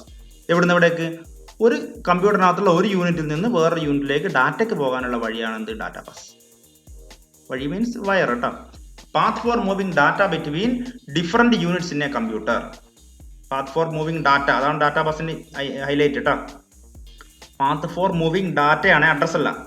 ഇപ്പൊ ഡാറ്റാ ബസ് എന്തിനു വേണ്ടിയിട്ട്? ഡാറ്റയ്ക്ക് പോകാൻ വേണ്ടിയുള്ള ബസ്സാണ് ഡാറ്റാ ബസ്. ഡാറ്റാ ബസ്സിന് എത്രയൊക്കെ ലൈനുകൾ ഉണ്ടാവാറുണ്ട്? 32 ലൈനുള്ള ഡാറ്റാ ബസ് ഉണ്ട്, 64 ലൈൻസ് ഉള്ള ഡാറ്റാ ബസ് ഉണ്ട്, 128 ലൈൻസ് ഉള്ള ഡാറ്റാ ബസ് ഉണ്ട്. അപ്പോൾ ഒരു ബസ്സിനകത്ത് കുറെ ലൈൻസ് ഉണ്ടാവും. നമ്മൾ we already discuss that. Okay, in a bus it contains many number of lines. Okay, 32 lines ഉള്ള ഡാറ്റാ ബസ് ഉണ്ട്, are there 64 lines are there, 128 lines are there. Okay, അപ്പോൾ ഈ ലൈൻസിന്റെ എണ്ണത്തിന് പറയുന്ന പേര് വിഡ്ത്ത് എന്നാണ്. വിഡ്ത്ത്. അപ്പോൾ 64 ലൈനുള്ള ഒരു ബസ്സിന്റെ വിഡ്ത്ത് എത്രയാണ്? 64 ആണ്. അപ്പോൾ the number of lines in a bus is called the width. ഒരു ബസ്സിനകത്ത് എത്ര ലൈൻസ് ഉണ്ടോ അതിനാണ് അതിന്റെ ആ ബസ്സിന്റെ വിഡ്ത്ത് എന്ന് പറയാം. ഒരു ബസ്സിൽ എത്ര സീറ്റ് ഉണ്ടോ അതിനാണ് ആ ബസ്സിന്റെ കപ്പാസിറ്റി എന്ന് പറയുന്ന പോലെ ഒരു ബസ്സിനകത്ത് എത്ര ലൈൻസ് ഉണ്ടോ അതാണ് ആ ബസ്സിന്റെ വിഡ്ത്ത്. ഓക്കെ. ഇനി എന്താ അഡ്രസ് ലൈൻസ് എന്തായിരിക്കും? Very simple. അഡ്രസ് ബസ് എന്തായിരിക്കും? സിമ്പിൾ. ഡാറ്റാ ബസ് ഡാറ്റ പോകാനുള്ള ബസ്സാണെങ്കിൽ അഡ്രസ് ബസ് എന്തിനു വേണ്ടിയിട്ടാണ്? അഡ്രസ്സിന് പോകാനുള്ള ലൈൻസ് ആണ്. അപ്പോൾ address bus is the path for moving address of data. Moving address of ഡാറ്റയുടെ അഡ്രസ് മൂവ് ചെയ്യാൻ വേണ്ടിയിട്ടാണ് എന്ത് ഉപയോഗിക്കുക? Address bus. അപ്പോൾ അതിന് ഒരു കൺഫ്യൂഷൻ ഉണ്ട്. സോഴ്സ് ആൻഡ് ഡെസ്റ്റിനേഷൻ അഡ്രസ് അല്ലേ? അപ്പോൾ അഡ്രസ് ബസ് എന്ന് പറഞ്ഞാൽ എന്താണ്? Path for moving address of data എന്ന് സിമ്പിൾ ആയിട്ട് പറയാം. അതായത് പാത്ത് ഫോർ മൂവിങ് ഡാറ്റയാണ് data bus, path for moving address ആണ് എന്ത്? Address bus. ഓക്കെ. അപ്പോൾ ആരുടെ അഡ്രസ്? ഡാറ്റയ്ക്കാണ്. ഡാറ്റ ഇവിടുന്ന് എവിടെ പോകണം എന്നാണ് തീരുമാനിക്കുക. അപ്പോൾ അഡ്രസ് ബസ് എന്ന് പറഞ്ഞു കഴിഞ്ഞാൽ path for moving source and destination address of data. Source address എന്ന് പറഞ്ഞാൽ എന്താ? എവിടുന്ന് വരുന്നു, എവിടെ നിന്നുള്ളതാണ് സോഴ്സ്. ഡെസ്റ്റിനേഷൻ എന്ന് പറഞ്ഞാൽ എന്താ? എവിടേക്ക് പോകുന്നു, എവിടുന്ന് എവിടേക്ക് പോകണം എന്നുള്ളതാണ് എന്താ പറയുക? അഡ്രസ് എന്ന് പറയാം. അപ്പോൾ എവിടെ നിന്ന് വരുന്നു എന്നുള്ള അഡ്രസ്സും എവിടേക്ക് പോകുന്നു എന്നുള്ള അഡ്രസ്സും സ്റ്റോർ ചെയ്യാൻ അഡ്രസ്സുകളും പോകാൻ വേണ്ടി ഉപയോഗിക്കുന്ന ലൈൻസ് ആണ് അഡ്രസ് ബസ്. അപ്പോൾ path for moving data address bus is the path for moving address. Okay. Address move ചെയ്യാൻ വേണ്ടിയിട്ടുള്ള ബസ്സാണ് അഡ്രസ് ബസ്. ഓക്കെ. പക്ഷേ ഏത് അഡ്രസ്സ്? രണ്ട് അഡ്രസ്സ് ഉണ്ടാവും നമുക്ക്. നമ്മൾ വരുന്ന അഡ്രസ്സ് ഉണ്ടോ, നമുക്ക് പോകുന്ന അഡ്രസ്സ് ഉണ്ടോ. അപ്പം നമ്മൾ ഡാറ്റ വരുന്ന അഡ്രസ്സും ഡാറ്റ പോകുന്ന അഡ്രസ്സും സ്റ്റോർ ചെയ്യാൻ വേണ്ടിയിട്ടാണ്, അല്ലെങ്കിൽ ഡാറ്റ വരുന്ന അഡ്രസ്സും ഡാറ്റ പോകുന്ന അഡ്രസ്സും മൂവ് ചെയ്യാൻ വേണ്ടിയിട്ടാണ് എന്ത് ഉപയോഗിക്കുക? അഡ്രസ്സുകൾക്ക് മൂവ് ചെയ്യാൻ വേണ്ടിയിട്ടാണ് എന്ത് ഉപയോഗിക്കുക? Address bus. ഏത് അഡ്രസ്സുകൾക്ക് മൂവ് ചെയ്യാം? ഏത് അഡ്രസ്സൊക്കെ പോകാൻ വേണ്ടിയിട്ടാണ്? വരുന്ന അഡ്രസ്സും പോകുന്ന അഡ്രസ്സും. ആരുടെ? ഡാറ്റയുടെ. ഡാറ്റ എവിടുന്ന് വരുന്നു എന്നും പറയുന്നതും അഡ്രസ് ബസ്സാണ്. ഡാറ്റ എവിടേക്ക് പോകുന്നു എന്ന് പറയുന്നതും അഡ്രസ് ബസ്സാണ്. അപ്പോൾ അഡ്രസ് മൂവ് ചെയ്യാൻ വേണ്ടി ഉപയോഗിക്കുന്ന ബസ്സാണ് അഡ്രസ് ബസ്. ഓക്കെ. ഇനി the width of address bus determines. Width എന്ന് പറഞ്ഞാൽ എന്താ? ഒരു അഡ്രസ് ബസ്സിൽ എത്ര ലൈൻസ് ഉണ്ട് അതിനാണ് വിഡ്ത്ത് എന്ന് പറയാം. അപ്പോൾ width of address bus determines the maximum possible memory capacity of the system. ഒരു കമ്പ്യൂട്ടറിൽ എത്ര മെമ്മറി നമുക്ക് ഉപയോഗിക്കാം എന്നുള്ളത് എന്തിനനുസരിച്ചിരിക്കുന്നു അറിയാം? അഡ്രസ് ബസ്സിന്റെ ലൈൻസിനനുസരിച്ചിരിക്കും. നമുക്ക് 2 ലൈനേ ഉള്ളൂ എങ്കിൽ, അഡ്രസ് ലൈൻസിനകത്ത് 2 ലൈനേ ഉള്ളൂ എങ്കിൽ നമുക്ക് എത്ര 4 കോമ്പിനേഷൻ ഉണ്ടാക്കാൻ പറ്റും? 00, 01, 10, 11. വേറെ കോമ്പിനേഷൻ ഉണ്ടാക്കാൻ പറ്റില്ല. ഒരു 2 ലൈനുള്ള അഡ്രസ് ബസ് ആണെങ്കിൽ നമുക്ക് മാക്സിമം 4 മെമ്മറിയെ അഡ്രസ് ചെയ്യാൻ പറ്റുള്ളൂ. 4 സ്ഥലങ്ങളെ പറയാൻ പറ്റുള്ളൂ അല്ലേ? 2 ലൈനേ ഉള്ളൂ എന്ന് വിചാരിച്ചോ. ഒരു അഡ്രസ് ബസ്സിനകത്ത് 2 ലൈൻസേ ഉള്ളൂ. We have only 2 lines in an address bus. Okay. അപ്പോൾ 2 ലൈൻസ് ആണെങ്കിൽ എത്ര കോമ്പിനേഷൻ ഉണ്ടാക്കാൻ പറ്റും? കമ്പ്യൂട്ടറിനകത്ത് 0, 1 മാത്രമേ ഉപയോഗിക്കാൻ പറ്റുള്ളൂ നമുക്കറിയാം. അപ്പം വയസ്സിനുള്ളിലൂടെ it moves only 0s and 1s. 0, 1 മാത്രമേ മൂവ് ചെയ്യുള്ളൂ. ഓക്കെ. അപ്പോൾ 2 വയറേ ഉള്ളൂ. അപ്പോൾ 0, 0 എന്ന് പറഞ്ഞൊരു കോമ്പിനേഷൻ പോവാം, 0, 1 എന്ന് പറഞ്ഞ കോമ്പിനേഷൻ പോവാം, 1, 0 എന്ന് പറഞ്ഞ കോമ്പിനേഷൻ പോവാം, 1, 1 എന്ന് പറയുന്ന കോമ്പിനേഷൻ പോവാം. വേറെ ഏതെങ്കിലും കോമ്പിനേഷൻ ഉണ്ടാക്കാൻ പറ്റുമോ? 2 വയർ കൊണ്ടും 0, 1 കൊണ്ടും? ഇല്ലല്ലോ.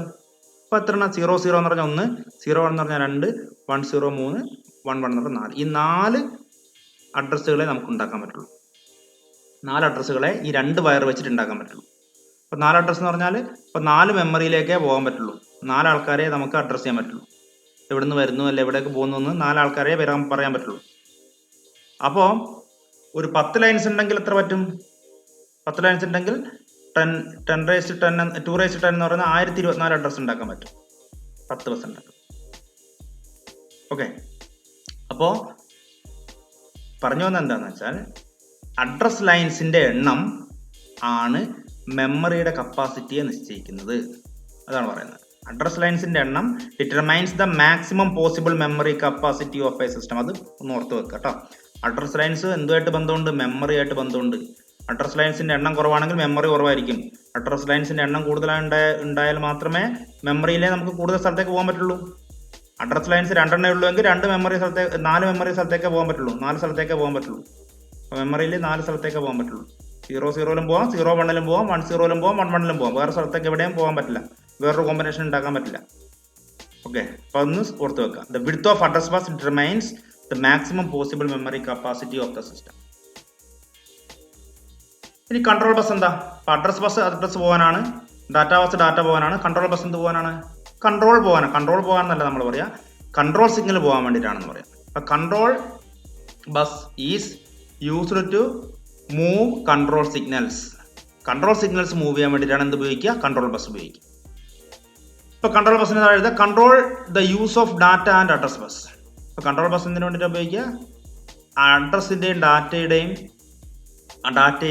ഡാറ്റയുടെയും ഉപയോഗത്തിനെ കൺട്രോൾ ചെയ്യാം. Control the use of address and data bus. Okay. ഇനി ട്രാൻസ്മിറ്റ് കൺട്രോൾ സിഗ്നൽസ്. കൺട്രോൾ ബസ്സിൽ കൂടെ എന്താ പോവുക, കൺട്രോൾ സിഗ്നൽസ് ആണ് പോവുക. അപ്പോൾ കൺട്രോൾ ബസ് എന്താണെന്ന് എഴുതിയാൽ മതി, control bus is used to move control signals. Okay, control bus is used to move control signals. അപ്പോൾ control bus is a path which is used to move അല്ലെങ്കിൽ which is used to transmit control signals. Okay, അപ്പോൾ ഇത് transmit എന്താ, control signals ആണ് transmit ചെയ്യുന്നത്. Control bus എന്താ transmit ചെയ്യുന്നത്, control signals ആണ്. കൺട്രോൾ സിഗ്നൽ എന്ന് പറഞ്ഞാൽ എന്താ, കമാൻഡുകളെയും ടൈമിങ്ങിനെയാണ് നമ്മൾ കൺട്രോൾ സിഗ്നൽസ് എന്ന് പറയുന്നത്. ഇപ്പോൾ നിങ്ങളെ കൺട്രോൾ ചെയ്യുന്നു, നിങ്ങൾ ഒരാളെ കൺട്രോൾ ചെയ്യാന്ന് പറഞ്ഞാൽ അതിൻ്റെ അർത്ഥം നിങ്ങൾ എന്ത് ചെയ്യണമെന്നും എപ്പോൾ ചെയ്യണമെന്നും ഒരാൾ പറയുന്നതിനാണ് എന്താ പറയുക, കൺട്രോളിംഗ് എന്ന് പറയുക. വേറൊന്നും അയാൾ പറയില്ല, നിങ്ങൾ ഇത് ചെയ്യരുത്, ഇത് ചെയ്യണം, 10:05 ചെയ്യണം, 10:04 ചെയ്യരുത്, 10:20 ചെയ്യണം. അങ്ങനെ നിങ്ങൾ എപ്പോൾ ചെയ്യണം, എന്ത് ചെയ്യണം എന്ന് ഒരാൾ പറയുന്നതിനാണ് നമ്മൾ എന്താ പറയുക, കൺട്രോളിംഗ് എന്ന് പറയാം. അതേ സംഭവം തന്നെയാണ് കൺട്രോൾ ബസ് എന്ന് പറയാം. അപ്പൊ കൺട്രോൾ ബസ് എന്ന് പറയുന്നത് കൺട്രോൾ സിഗ്നൽസുകൾ പാസ് ചെയ്യാൻ വേണ്ടി ഉപയോഗിക്കുന്ന കൺട്രോൾ സിഗ്നൽസ് പാസ് ചെയ്യാൻ വേണ്ടി ഉപയോഗിക്കുന്ന ബസ്സാണ് കൺട്രോൾ ബസ്. അപ്പൊ എന്താണ് കൺട്രോൾ എന്ന് പറഞ്ഞാൽ, കമാൻഡുകളെയും ടൈമിങ്ങിനെയാണ് നമ്മൾ എന്താ പറയുക, കൺട്രോൾ സിഗ്നൽസ് എന്ന് പറയാം. കൺട്രോൾ സിഗ്നൽസ് വഴി എന്താ പോവുക, കമാൻഡുകളും എന്ത് ചെയ്യണം, അതിനാണ് കമാൻഡ്, റീഡ് ചെയ്യണം അല്ലെങ്കിൽ റൈറ്റ് ചെയ്യണം, അതിനാണ് എന്താ കമാൻഡ് എന്ന് പറയാം. ഈ ടൈമിംഗ് എന്ന് പറഞ്ഞാൽ എന്താ, എപ്പോൾ ചെയ്യണം, ക്ലോക്ക് സിഗ്നൽ. അപ്പോൾ അതിനാണ് എന്താ പറയുക, ടൈമിംഗ്. അത് നിങ്ങൾക്ക് പിന്നെ പഠിക്കാൻ ഡീറ്റെയിൽ ആയിട്ട്. കമാൻഡുകളെയും ടൈമിങ്ങിനെയും പറയുന്ന പേരാണ് കൺട്രോൾ സിഗ്നൽസ്. ഓക്കെ, കുറേ ടൈപ്പ് കൺട്രോൾ സിഗ്നൽസ് ഞാനിവിടെ എഴുതാം, അത് നമുക്ക് എന്താണെന്ന് പിന്നെ പഠിക്കാം. കുറേ കൺട്രോൾ സിഗ്നൽസിന്റെ ഒരു എക്സാമ്പിൾ ആണെന്ന് മെമ്മറി റൈറ്റ്. ഇതൊരു കൺട്രോൾ സിഗ്നലാണ്. അതിന്റെ അർത്ഥം എന്താണ്, മെമ്മറിയിൽ റൈറ്റ് ചെയ്യണം. മെമ്മറിയിൽ റൈറ്റ് എന്ന് മാത്രം പറഞ്ഞാൽ റൈറ്റ് കുറേ ടൈപ്പ് ഉണ്ട്. ചിലപ്പോൾ മോണിറ്ററിൽ റൈറ്റ് ചെയ്യണം എന്നാണെങ്കിലോ, അപ്പോൾ അതുകൊണ്ട് മെമ്മറി റൈറ്റ് എന്ന് പറഞ്ഞാൽ എന്താണ്, മെമ്മറിയിൽ റൈറ്റ് ചെയ്യണം. മെമ്മറി റീഡ് എന്ന് പറഞ്ഞാൽ ഇത് കൺട്രോൾ സിഗ്നൽസിന് എക്സാമ്പിൾ ചോദിക്കാറുണ്ട് കേട്ടോ. അപ്പോൾ ഇന്ന് എഴുതിയെടുക്കാം, മെമ്മറി റൈറ്റ്, മെമ്മറി റീഡ്, അയ്യോ റൈറ്റ് ആണ് നമ്മൾ എന്തിൽ വരിക, മോണിറ്ററിലൊക്കെ റൈറ്റ് ചെയ്യണമെന്നുണ്ടെങ്കിൽ അയ്യോ റൈറ്റാണ് വരിക. മെമ്മറിയിൽ റൈറ്റ് ചെയ്യണമെങ്കിൽ മെമ്മറി റൈറ്റും, ഇൻപുട്ട് ഔട്ട്പുട്ട് റൈറ്റിലാണ് നമ്മൾ എന്താ പറയുക, മോണിറ്ററൊക്കെ ഇൻപുട്ട് ഔട്ട്പുട്ട് യൂണിറ്റ് അല്ലേ. അപ്പോൾ അതുകൊണ്ട് മെമ്മറി റൈറ്റ്, അയ്യോ റൈറ്റ് ഒക്കെ വരുന്നത് മോണിറ്ററിൽ എന്തെങ്കിലും ഒരു സാധനം ഡിസ്പ്ലേ ചെയ്യണമെങ്കിൽ ഏത് സിഗ്നലാണ് പോവുക, അയ്യോ റൈറ്റ് എന്ന് പറയുന്ന സിഗ്നലാണ് പോവുക. ഓക്കെ, അയ്യോ റീഡ്, അയ്യോ റൈറ്റ്. ട്രാൻസ്ഫർ ACK, എന്തെങ്കിലും ഒരു സാധനം ട്രാൻസ്ഫർ ചെയ്ത് കഴിഞ്ഞാൽ അതിന്റെ അക്നോളജ്മെന്റ്, അതിനാണ് ട്രാൻസ്ഫർ ACK, അക്നോളജ്മെന്റ് കിട്ടണം. പിന്നെ പറയാം കേട്ടോ, ഇതൊന്നും നിങ്ങൾ ഡീറ്റെയിൽ ആയിട്ട് പിന്നെ പഠിക്കാം. ഇത് മനസ്സിലായില്ല എന്ന് വെച്ചിട്ട് കൺഫ്യൂഷൻ ആവണ്ട. ഈ സിഗ്നൽസ്, കൺട്രോൾ സിഗ്നൽസിന്റെ കുറച്ച് പേര് ഞാൻ പറയുന്നേ ഉള്ളൂ. കുറച്ച് പേരുകൾ എഴുതിയെടുക്കുക, ഈ മുഴുവൻ പേരുകൾ എഴുതിയെടുക്കാം, കുറച്ച് നിങ്ങൾ ഓർമ്മിച്ച് വെച്ചോളൂ. Bus request, bus grand, interrupt request, interrupt ACK, clock, reset, ഇതൊക്കെ കുറച്ച് കൺട്രോൾ സിഗ്നൽസിന്റെ പേരുകളാണ്. ഇതൊക്കെ ആണ് കൺട്രോൾ സിഗ്നൽസ്. കമ്പ്യൂട്ടറിനകത്ത് ഉപയോഗിക്കുന്ന കുറച്ച് കൺട്രോൾ സിഗ്നൽസ്, അവർ 12 എഴുതിയിട്ടേ ഉള്ളൂ. ഓക്കെ,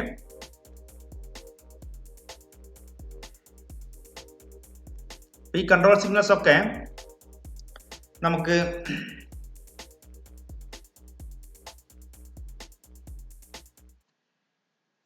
ഇത്രയും നമുക്ക് പഠിക്കാം ഇന്ന്. അപ്പോൾ 2 ടോപ്പിക്കുകൾ നമുക്കിപ്പോൾ പറഞ്ഞിരിക്കുന്നത്, നമ്മൾ പഠിച്ചിരിക്കുന്നത് 2 ടോപ്പിക്കുകളാണ്. ഒന്ന് നമ്മൾ കഴിഞ്ഞ ക്ലാസ്സിൽ പറഞ്ഞതിന്റെ ബാക്കി കുറച്ച് ഇൻസ്ട്രക്ഷൻ ഫെച്ച് ആൻഡ് എക്സിക്യൂഷൻ, അത് കഴിഞ്ഞു.